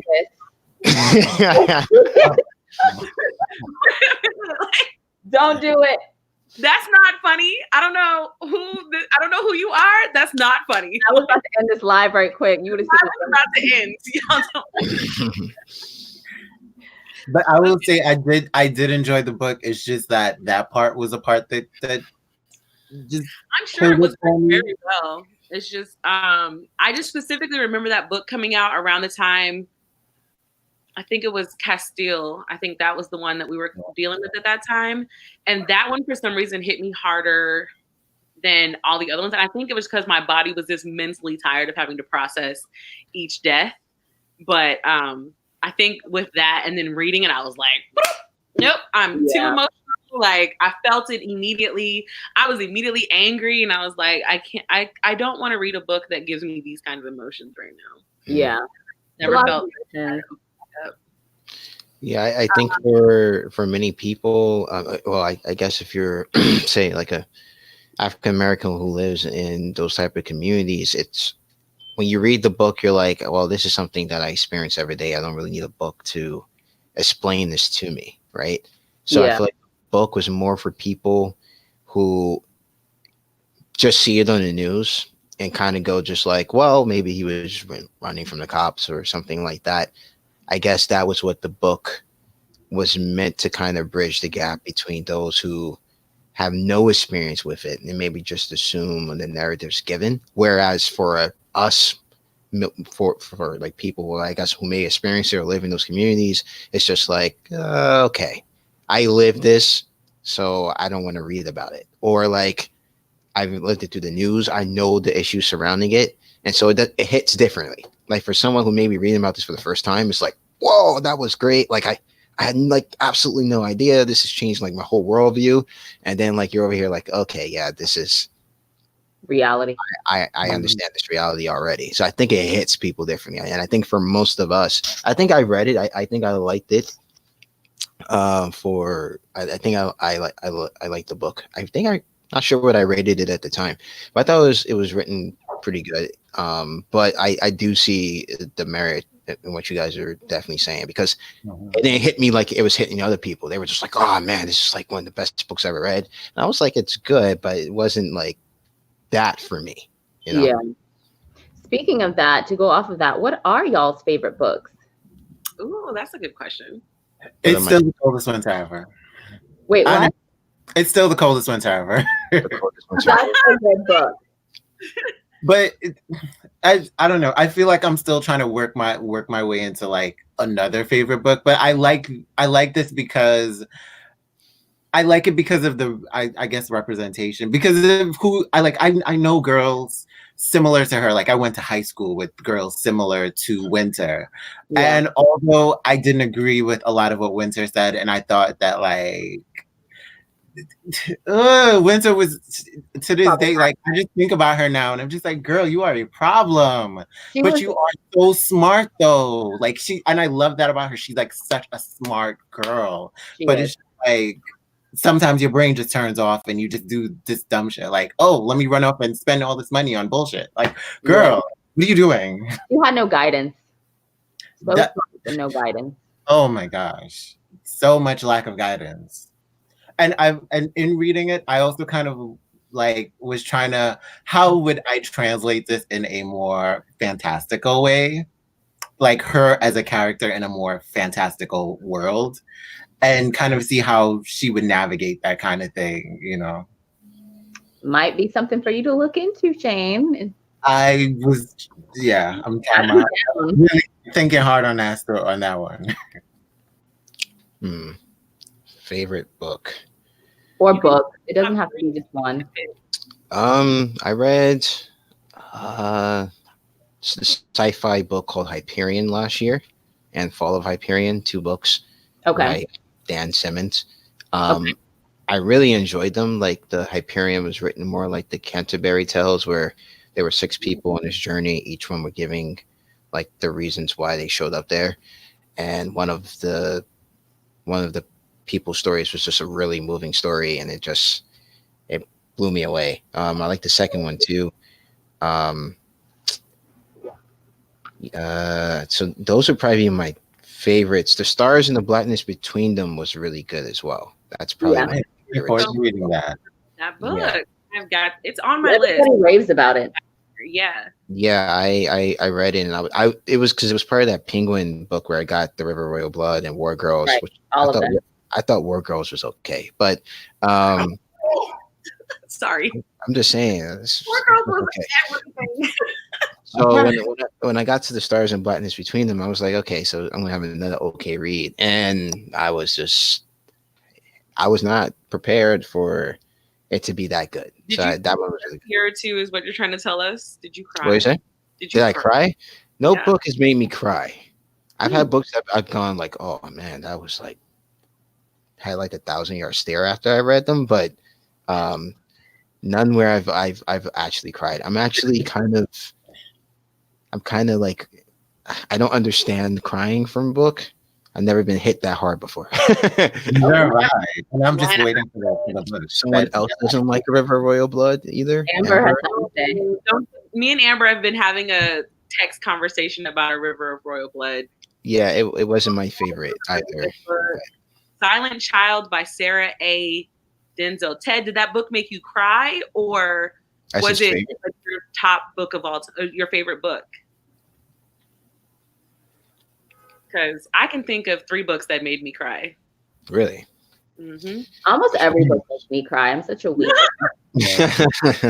because I connect so much to the main character, and if they start going through something horrible, I'm like, Monday's Not Coming took me out. I was not ready. I want to read that, and allegedly, Monday's Not Coming. I was not ready. Like by the end of the book, I was like, okay, I'm gonna go eat chocolate. Like I'm good. I mean, if Monday's not coming, that's a good thing, right? I mean, no work the next day. Monday is the name of a girl. Oh, okay, that makes sense now. And it's the main character's best friend is named Monday. That's all I'm telling you. It dives into the issue of missing Black girls and how society doesn't care. Oh wait, yeah, I think I remember hearing about that one. Yeah. I want to read that so bad. Because I'm not a thriller person. I'm not gravitating to thriller. Thriller. How do I describe how it's written? It's like a mystery where you kind of know the outcome, and it's kind of like dissecting. It's like the after effects of when tragedy happens, right? Like the people left behind. Mm. The gentrification, it talks about like basically how the system fails children. Yep. And mental health. And those are the three things that it talks about, but it's told from the viewpoint of the best friend of the girl missing. Mm. So you're going through, like, she's wondering where her friend is. And it just seems like nobody cares where her friend is. So is it like a better The Hate You Give? Oh, see, The Hate You Give touches on a completely different topic. I know, but it's kind of like that best friend and something happens to their friend and they're telling the story kind of thing. To be able to say yes or no to that, I'd actually have to read Doug. So basically, it's a drama comparison, but I feel like I wouldn't say it's better. I honestly felt like it was deeper, like it hit me in a deeper place. It's a drama. That's a good way to put it. Cerebral said it. Cerebral, It is a drama, and it's a topic that like people don't talk about. You know, we've talked about police brutality, and you know, we had a whole how many years building up to the Black Lives Matter movement, and you know, it's still ongoing, but nobody really talks about the missing Black girls. You know, it's kind of pushed under the rug. And so for a book to tackle that, and especially from the perspective of another Black girl who's left behind and who sees how little she matters to society because her own best friend is missing and no one cares. So that in itself tells her that she doesn't matter. It's just very deep. Yeah. I think maybe it hit me hard because I'm a Black girl. I think that's why too. I identified so much with her and like her wanting her friend to be good, and it was just like, yeah. And I was like, where is Monday? Yes, literally. Have you read Allegedly? I haven't. I haven't read it yet. I need a moment. I can only read one traumatizing book a year. Like very, very dark. I was unaware that I guess like I read the premise of the book, but I assumed that it was going to be more like a mystery type book type thing. So I went into it with the idea of like, I'm going to figure out who did it, you know, that kind of thing.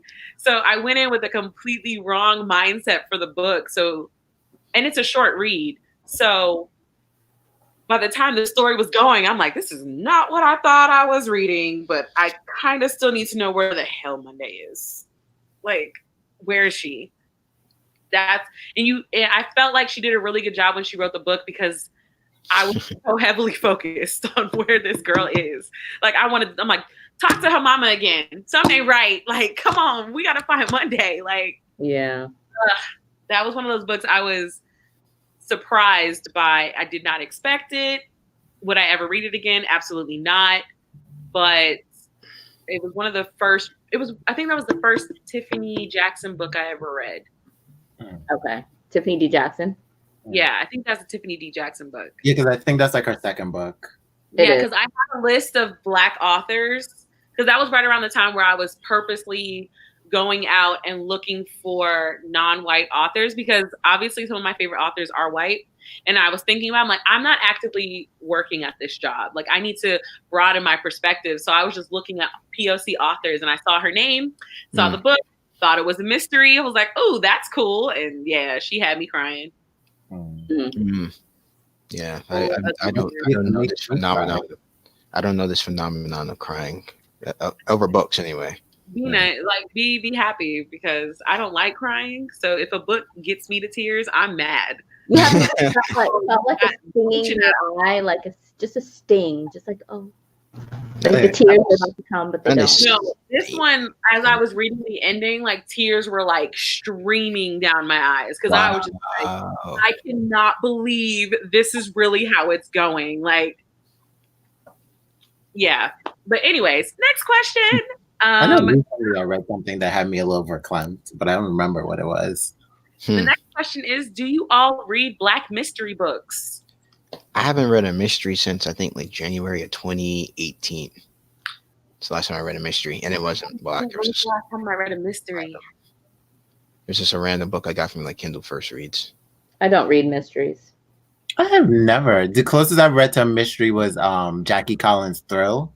Oh, I used to read the Hardy Boys and Nancy Drew books back in the day. Yeah, I was gonna say now I've read Hardy Boys. I used to read Nancy Drew. And all Sherlock Holmes, but I have never.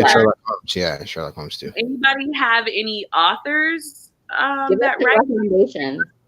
I mean, you guys shout them out because I don't know any, and y'all know my TBR is filled from previous lives where we've just started spewing out authors. I think Marlon James. I think A Brief History of Seven Killings. I think that is a mystery or a thriller. I'm not sure. I don't remember. I'm not exactly sure if that is. Is that the same person who wrote I'm going to pick up another book after Black Leopard, whatever.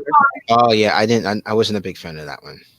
No, but I heard the books prior to that. I heard his books before Black Leopard are like I personally liked the writing of that book, but I was traumatized. Like, no, I like the writing. The writing was just right. The more I read it, I was like, "What is going on?" Same. And then I was like, "Wait a minute! They did all of that for just to get here?" And I was just like, "You know what? Like, I wasted my time." That's what I felt like with that book. Yeah. I felt like I wasted my time. I was so mad. I was like, this was one of my anticipated reads. I should give it back, actually, because I have it as an audiobook. So I was listening to it. Yeah, you better return it before it expires. Yeah, I need to return it. Cerebral says A Brief History of Seven Killings is more drama. So I'm looking it up on Goodreads. And the genres listed are fiction, historical fiction, literary fiction, and crime. Okay. So I feel like that might be a maybe. However, I am adding that to my list because I did say I want to give some of his other books a shot. Good God, this book is 700 pages. Okay, sir. He likes to write a long book. He can write some long books. Yeah, he can write a long book. I liked his writing, like his writing style. Yeah, his style was great. If it was a different book, I feel like I could really get into him as an author. So this maybe I didn't want to cut him off. Like I do want to read some more of his books. It's just that one. I was not ready. It wasn't for you. I cut him off. Cerebral said that the Brief History of Seven Killings is basically about the death of Bob Marley. And he had another book called The Book of Night Women. Book of Night Women. Isn't that about witches, I think? I've seen that cover.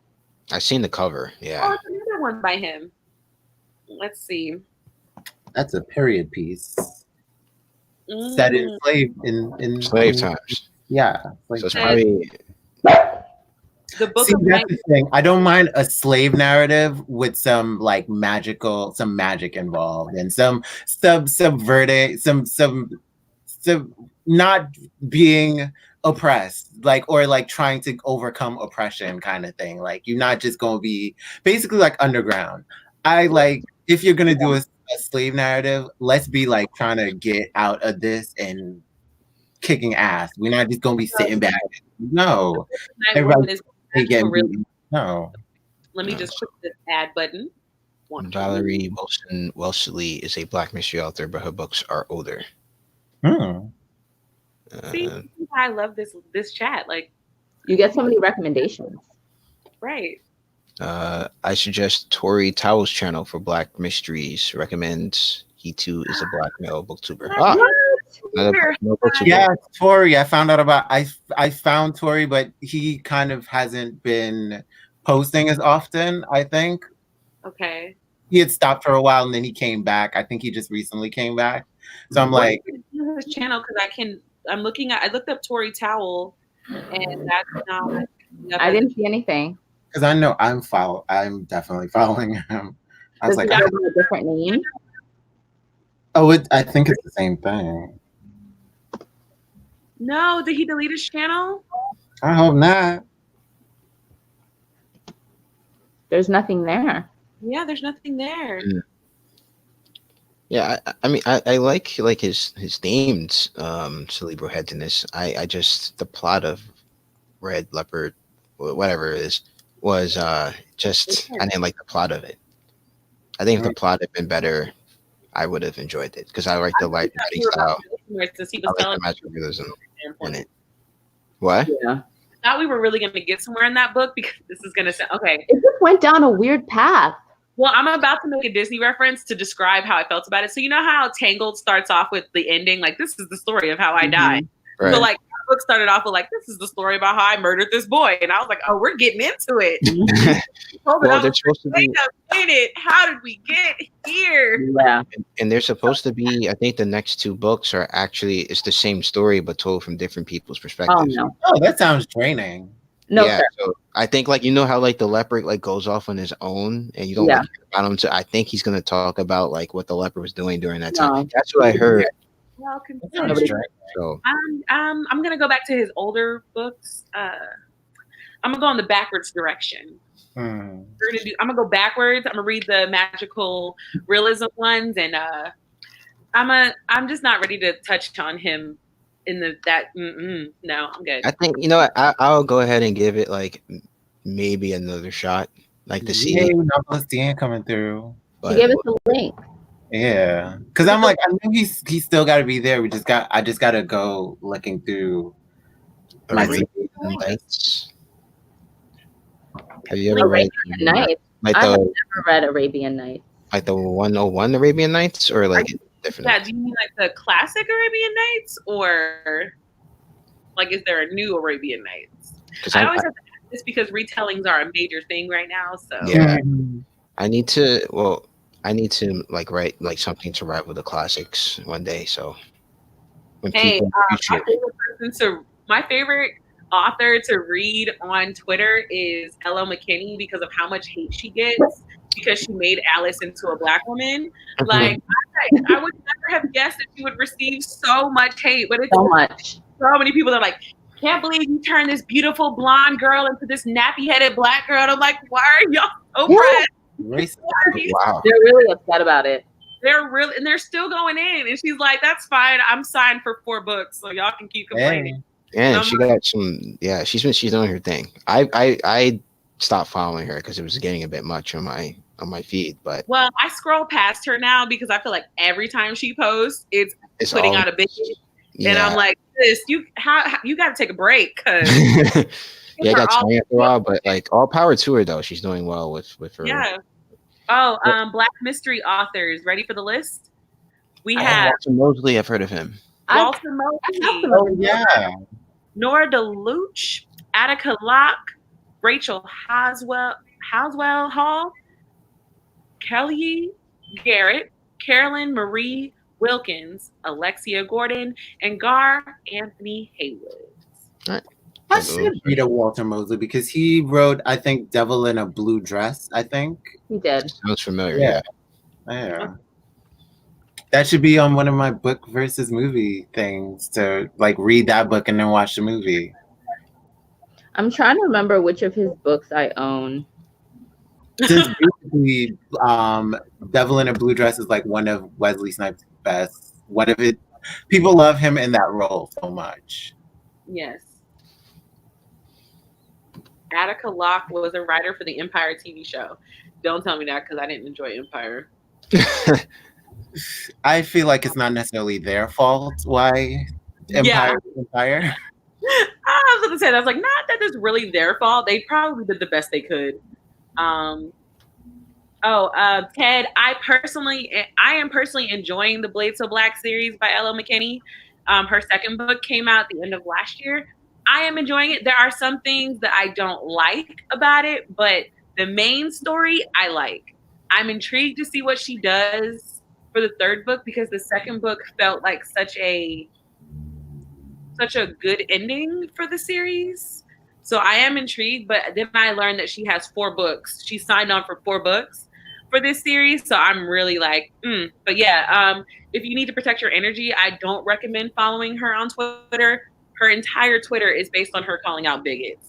Just, I wanted to support like all the authors I really liked, but she legit, every single time she posts is it got a bit much after a while, but yeah.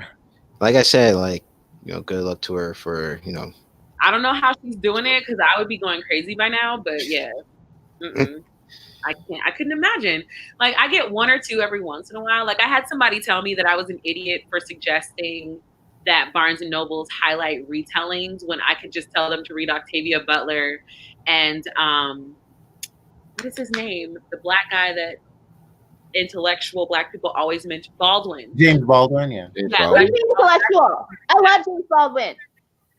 I mean, that's fine, but like I'm saying if you want, like, think like if you wanted the kids in the school to get into reading the classics, like tell them about the retellings because some of the retellings are the same story just told in a newer light. That was all I was saying. But like this person felt pressed to send me a DM and I was like, I don't have the energy to do this. I know you might not have a full-time job, but I refuse. I read the first 3 lines of this and you don't even know me. You don't want this smoke. So I'm gonna this conversation is stopping. I was like, because I don't care about being canceled. I don't care about any of that stuff. I will go find your social media and destroy your life from your soul and inside out. So don't come for me. And that's all I wrote the person, and they didn't write me back because I was like, I was like, no. I was like, you can post this on Twitter if you want. I don't care. Like, yeah. I'm not about that life. I'm allowed to have an opinion. You are allowed to disagree with me, and we are allowed to have a cordial conversation about it. Come at me sideways, catch the smoke. Your fault, not mine. I'm always like, delete comment, block user. Just do you guys have? I go on Oshalay's thing and I'd be like, who about to say something sideways on Oshalay so I can read them? So do you guys have like a lot of issues with that on your like? Yeah, you do? It do. depends on the video. It really does. I don't. I've had like maybe one guy from like the Sons of Confederates, but he was even nice in his response. That's what I'm saying. Like he wasn't like disrespectful.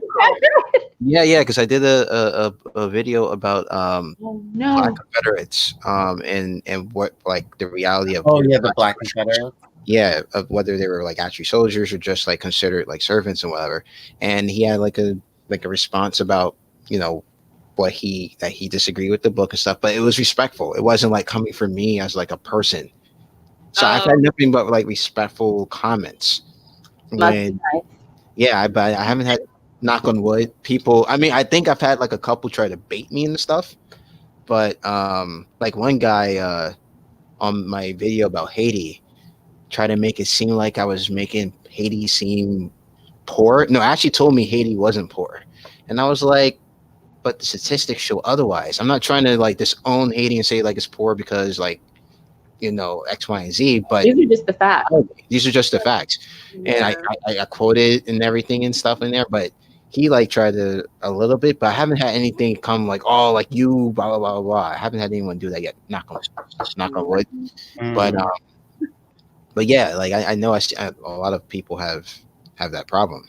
It really depends on the video for me. Like, me and my good friend Cassie do this video series every once in a while called Black Girls Read, where we talk about different things pertaining to Black women reading and enjoying books. And I notice consistently I always have 1 to 2 dislikes on every single one of them. I won't have dislikes on other things, but I'll have dislikes on that. Or when I talked about the whole controversy behind Disney choosing a Black girl to play Ariel in this newest remake, the comments on that video were insane. They were I can her.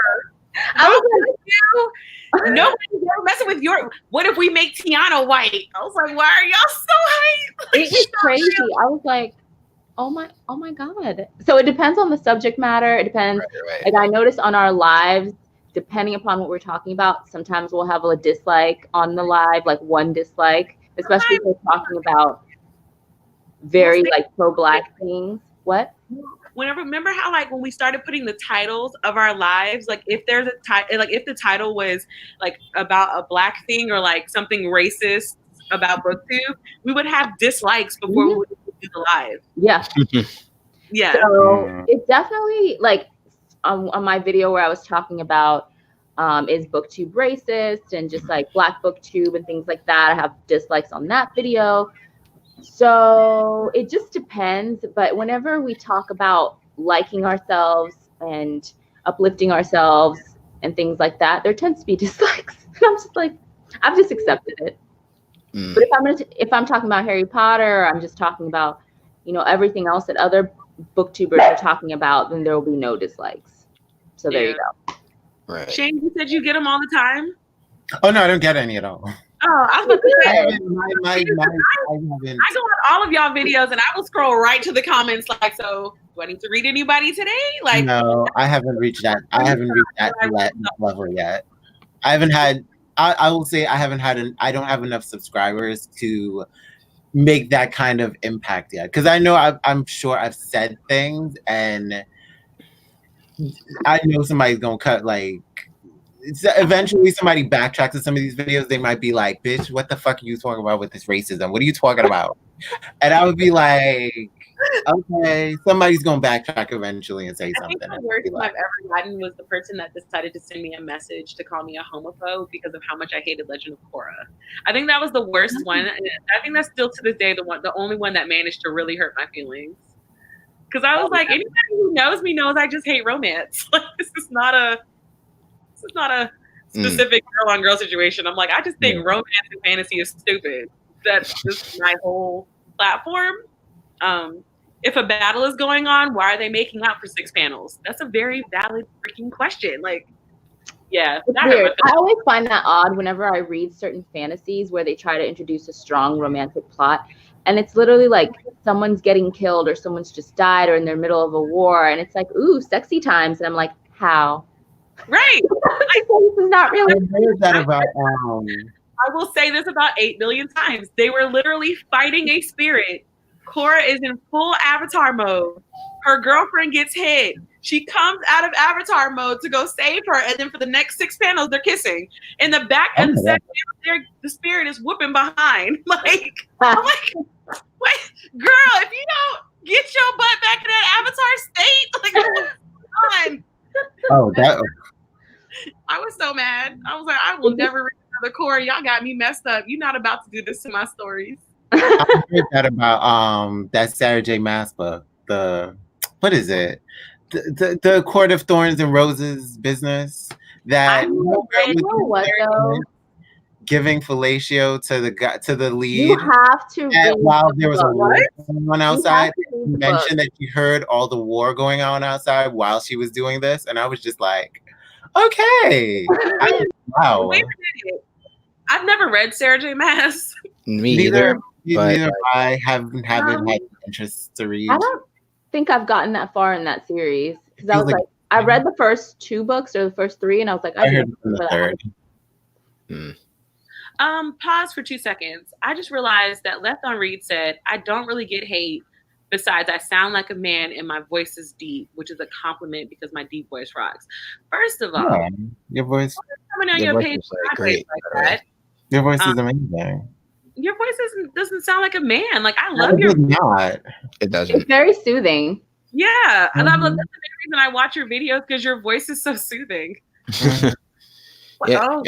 And also, Left on Red said earlier about the talking about like Haiti being poor being like a pain point. I think that's that is a very valid issue. And like in my Haitian Revolution, I did like 3 videos on it.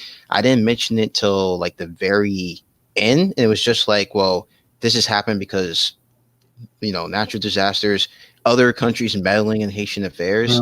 You gave the causes. I gave the causes for it and said like, but the legacy of the Haitian Revolution is they were like the first, you know, society of slaves to actually gain their freedom, the first independent nation in the Caribbean. So that legacy is a very strong one. And Yeah, so that wasn't like the focus of my videos, like at all, like saying like, oh, that wasn't the focus of, but it was like focusing on like the good that came out of and what happened on the island. So Yeah. sex on the beach and glass. Wait, what's happening? Like the sand is good everywhere. I mean, okay, wait, what is cerebral headiness? A Court of Thorns and Roses. Oh, A Court of Thorns and Roses is romance erotica, and I don't get how it's YA. Is it really that? I feel like if you ever read the old school romance novels when you were younger, then A Court of Thorns and Roses isn't very shocking because it's literally like a romance novel, but it's repackaged as it's not YA, it's a new adult. It's new adult. So people go into it and they don't realize it. They think it's going to be like her other fantasy series that was like a young adult book, and I'm just like, no, it's definitely. Because a lot of people forget that new adult is an actual genre that's for I forgot, what age is new adult? I don't read books. It's at college age, so it's college age is like 23. YA is kids. Like 17 up to like 21, I think 22, kind of. Yeah, and people disregard new adult as a genre all the time, and I'm just like, it still exists. I've seen Twitter threads where it's like, can we have a genre that I could really relate to? Because I love YA, but I'm starting to really get annoyed with the teenage romances, and I'm always just kind of like, there's new adults, like what's going on? And then after that, there's actually adult fiction that kind of covers everything else. Adult fiction. But I do think that part of the reason why new adult, I think because new adult is so new, and also because most of for me, what I've seen, most of the new adult titles are usually on Kindle. They are. So it's like people probably aren't taking it as seriously because it's like, oh, it's not an actual physical book yet, kind of thing. And I think that's why A Court of Thorns and Roses, I honestly think that's what the point was, because that's a good comment. It's marketed as well. I don't know if it is though, because I've always known it was new adult since it came out. Like to me, like from what I saw, they were like new adult series, and they were like Sarah J. Maas crossing over the new adult, and they even had some interviews with her talking about that. So I think BookTube markets it as YA and may be confused by that, because BookTube in general tends to ignore that new adult exists unless you're like a romance booktuber. People outside of that tend to ignore that whole genre in and of itself, right? Because the more popular booktubers only ever really talk about YA. And then they talk about Sarah J. Maas, and then they get confused. And I'm just like, no, this is a new adult book. This is a new adult series. She's talked about it. So, I don't know.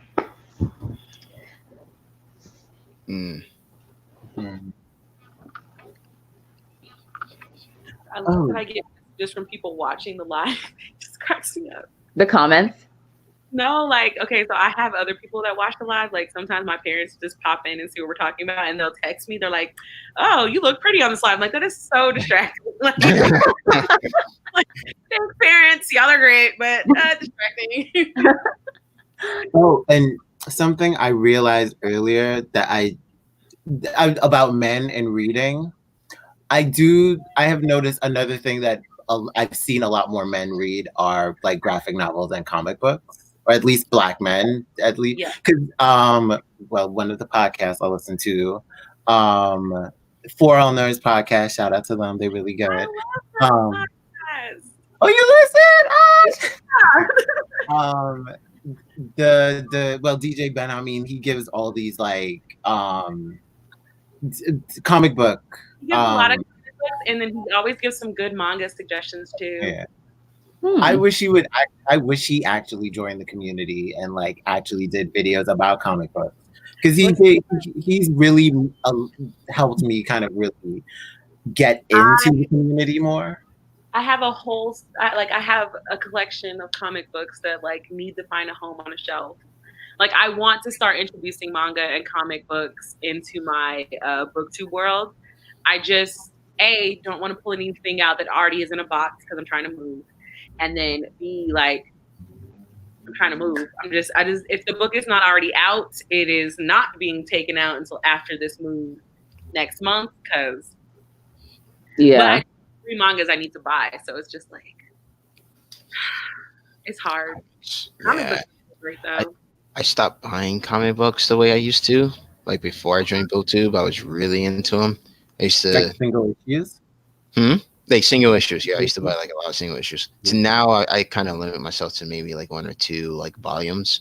Like I had like like Marvel used to do the omnibuses, but they also used to do hip hop covers for the first issue of every. So I started collecting them, and I would go to like New York Comic Con and try to get as many artists as possible to sign, or comic book writers to sign their particular issue. Wow. That was pretty cool. I was doing that for a while. I didn't do it last year because I was just like, I just want to go and just enjoy it. But I have 2 boxes, huge boxes of like comics in there. You got the long boxes. Yeah, I have the actual boxes. Comics is a topic. I'm learning the lingo. Yeah, we need to do that, guys. We need to bring. I personally think because I do know 2 book. I don't know if they're considered booktubers. She literally just does manga, and specifically like romance manga too. At that, so I'm like, we need to add more. I think we should all bring comics into our booktube world. I have in the past. Yeah, I used to read like 1 comic a month at one point. Yeah, because I found out about Incognito from you. Incognito. From you. Why? So we'll have one more question, and then I'll read 1 comment, and then we have to wrap up because we are hitting our 2-hour mark. Let's see. The question is: Do you feel pressure? Do you feel pressure to give a book a good review just because it's written by a Black author? This is a good one. We talked about this in our chat. Right. So we sure did. Quickly, I had a book recently where an issue popped up. It was written by a Black author, and I was like, should I state it in my review? I ended up doing it, but I did kind of take a pause to go, well, this is written by a Black woman. It's Black History Month. Like, should I really bring it up? But then I was like, you know what? I should just review it just like it was in the other book. But yeah, I feel a pressure there because you don't want to speak bad about someone who's also Black because there's so much stigma already against us. But that pressure is kind of there. Yeah, I recently did that. As much as I enjoy Kat Cole's Love Effects, I read like the book, the novelette that came before that, and I enjoyed it. I enjoyed the drama, but at the same time, I was also I'm trying not to be the grammar police, but I also kind of felt like the book needed a copy editor, so I kind of made that clear within my review that I enjoyed it. I was entertained, but I also was kind of like a copy editor to kind of come in and clean things up a little bit. And I kind of went back and forth on that because it's like constructive criticism and kind of awareness to readers going in so that they know, hey, this is what you have to expect. And so that if they come out with their own reviews, they kind of went in with a certain expectation that won't kind of give the book a lesser review because of the copy editing, you know? Yeah. I know for me, like I find myself not speaking about the book. So I read a lot of romance and I read a lot of Black female romance authors that write either Black love stories or interracial or whatever the case may be. And I find that if I read a book that I don't enjoy, I'll rate, like you can go to my Goodreads and you can see how I feel about it based on the rating I gave it, or if I have time to write out a review, but I won't actually bring it to my BookTube channel. And for me, I find that I don't really speak a lot about books that I don't like unless it just enraged me so much that I just have to say something. But a lot of times when I don't like books, especially if they're a Black author, I just won't talk about it. You can go on Goodreads and you can see the rating I gave it and things like that, but I won't verbalize anything. I won't really bring too much attention to it on BookTube because it is that weird tension of I want to support as many Black authors as possible and make us more visible and lift us up. But at the same time, like it is important to also hold our stories to the same standards as we hold everyone else's. So it's just that weird balance. So that's my compromise. Like, I'm not going to verbally like discuss it on my channel, But I will, have a Goodreads rating on it. And if people want to message me or ask like, oh, I saw you give this book 2 stars or 3 stars, like, why? Then I can answer them directly. But that's kind of how I compromise. See, me and Oshley are completely opposite on this. We really just had this conversation. We have. I just recently finished a book that I am 190% disappointed with. It is written by a Black author. It was a highly talked about book by a Black author. It was. The hype on this book was so real. That's why I was so excited to read this book. I followed the hype. I'm disappointed. I'm going to read it. This book will get a read just like any other poorly written book out there. I'm not discriminating because how many times have we said we want to be included in spaces and being treated like everybody else? If we want to be treated like everybody else, then we also get the criticism like everybody else. Yep. You don't get accolades because you're Black and you write. Like That's everybody. So yeah, that I'm actually gonna record that video tomorrow. That read is deserved, and it's coming. Granted, I will not be one of those douchebag people to tag the author. Oh yeah, much. I don't like if I don't like the book, I'm not tagging the author. That I will not do, and that doesn't matter what color you are or anything because that's just rude. I think that's very rude. Time to write. I think that's rude. Yeah. Don't bash them like that. But at the same time, I wanted this book to be so good. It looks very promising. It's Sony. I was like reading it, and I'm like, well, where do we? I thought a page had ripped out the book multiple times because I was like, when did we? And when I finished, I started asking other people that I knew who read it how they felt about it because I was like, am I nuts? Like, am I delusional? Like. This book, everybody's talking about how much they love this book. Like, what did I miss? But again, I'm not afraid to review bad books. I learn about a lot of books written by PMPs and especially Black authors, and I gravitate towards them because I do want that recognition to be there that people are showing interest to their books. And I got inspiration to do a makeup book review from this book, from one of the scenes. I just didn't know that it was going to be a bad review until I finished it. Do you want to say what book you're talking about? Or you want to keep it to later? Because they have no idea. I'll text you after this, but I'm going to keep that a secret. That way, well, I have makeup book reviews coming out, and you don't know which one it is. So that means you got to watch it. Oh, yeah. I will be. No, because I'm thinking now about books that I've read, like for instance, Giovanni's Room and Gentleman Jigger. Like those books, I've done reviews on those books, mainly because I just kind of wanted to.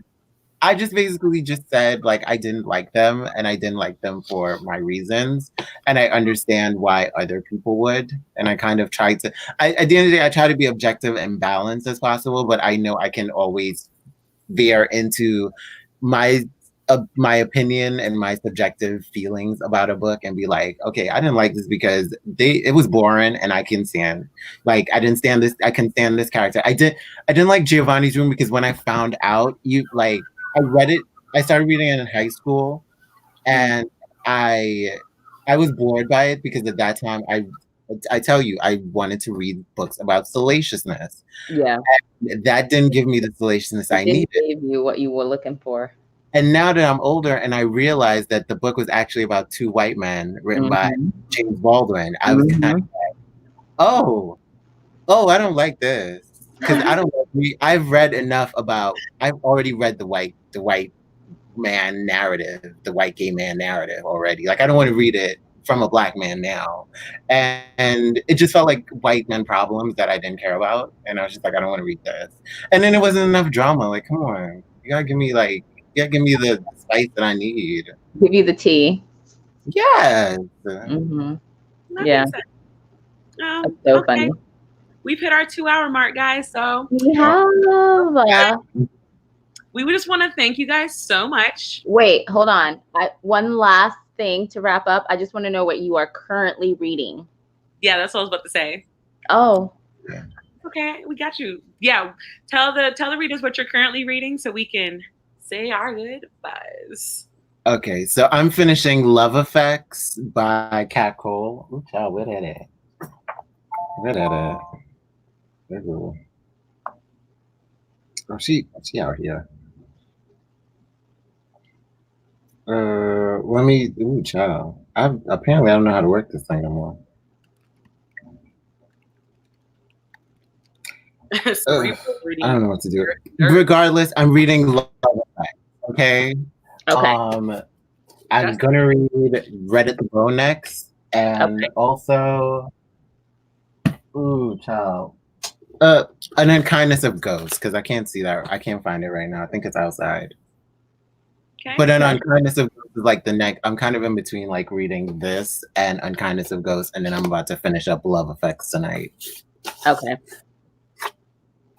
All right. I don't know what's going on outside, but so I am reading a science fiction book called Galaxy in Flames. That's part of. So I think there's a fire going on or something. Sorry about that. Yeah. But yeah, so so it's part of this Warhammer 40,000 world. Basically, it's this really grimdark sci-fi series that I'm getting into. It's like 50 some odd books in the series, so I'm on book 3. Then I'm also reading this other book called Whiter Asian American Women on Skin Color and Colorism. And that's basically about colorism in the Asian American community. Started reading that today. And another book called The Case for Climate Capitalism, Economic Solutions for a Planet in Crisis. So that's basically talking about how to use capitalism to help solve climate change. Today I just finished a book called Becoming Free, Becoming Black.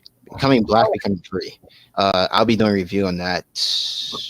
Actually, that review will come out on Tuesday on that book. It's about how African Americans used kind of used the legal system and their own initiative to become free in Virginia, Louisiana, and Cuba, and the differences between the 3 slave colonies.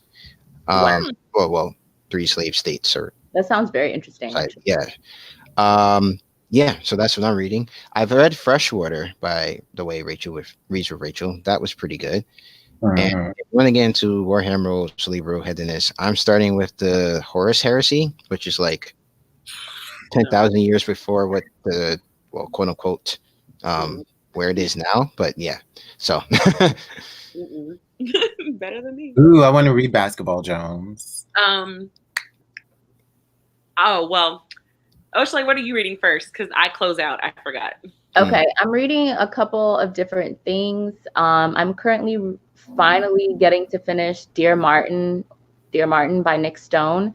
I started it 2 Black History Months ago and never finished. And then I'm also reading Black Girl Unlimited by Echo Brown, which is our book of the quarter for the book club. And I'm reading it slowly because I want the details to be fresh when we do our live, which will be next month, 3rd Sunday of the month, 6 p.m. And then this is gonna sound kind of weird, but I read a lot of romance, and my taste change depending upon honestly what I stumble onto on Kindle Unlimited. And now I'm on this weird alien romance kick. Not what I was expecting you to say at all. Yeah, either. And I read a lot of alien romance when I was younger, when I was in college. I read a lot. There was this one author in particular that I really enjoyed her books called Dara Joy. So rediscovering the genre with a new author made me realize that I had already read it before when I was younger. And so now everything's been they're not monsters, they're aliens. So I don't know, it's a weird rabbit hole because I saw one book, because Amazon is really shady and they'll suggest things to you and you're like, is this who you think I am? Should I be offended or should I just accept it? So I was curious. So then I started reading and I was like, oh no, what have I done? And now it's 3 books in. Oh my god. But yes. Let's see. I just finished Good Luck Girls. highly recommend it. Okay. I'm about to start Riot Baby by Tochi Onyebuchi, Black Girl Unlimited by Echo Brown, and then I'm finishing up Daughters of Nari because I How is lost. that going, by the way? I lost it. Like I left it on the helicopter. I ride helicopters for my job. Helicopter. I left it on the helicopter. That's a real bougie girl. Right. know. You have So- personal helicopters and whatnot? Brittany's, oh my I gosh. inspect offshore oil platforms during the day. So Uh-huh. while we're on the helicopter, I read books. Oh, so you read, Yeah. so you take the helicopter to work, Then you got the bomb job. and then you take it to the club at night. Okay. Brittany's that girl. Anyway, She is a capital that girl. I left the book on the helicopter, and one of the pilots likes to play jokes on me. So he took the book and like put it in the office as like a table on like a table display. Like took my baby and like stuck it underneath the vase. Like I never noticed it. And I came in and I'm like looking for it, and he's like, "Well, have you checked the table?" And I was like, "Sir, if you ever treat my child like this again, we will have problems. I will figure out a way to get you written up for dismantling my book. Like, don't ever do this again." He took my bookmark out. I was so mad. But yeah. Why would he do all that? That is so extra. He likes to play pranks. But that's a whole other topic. Okay. Remember, I'm the only Black chick. We'll revisit that at a later time. Yeah. But yeah, so like Oshley was saying, our next live will be on March 15th, 5 p.m. Central Standard Time. And we will be discussing Black Girl Unlimited by Echo Brown, which is our Black Girl Wizard book. And it will be back on this channel. So thank you for watching. Yes, thank you so much, Thank you for having- Justin and for having Shane, us. for joining us this evening. Please go Thank you for subscribe to the channels if you're not already. We'll leave all their information down. Once this video fully uploads to YouTube, I'll go and fill out the description box and put all of their socials and get the name of the book club Shane's in again so I can post that. So we'll have all the information in the description box. But yeah, thanks guys for watching. Bye. Everyone. And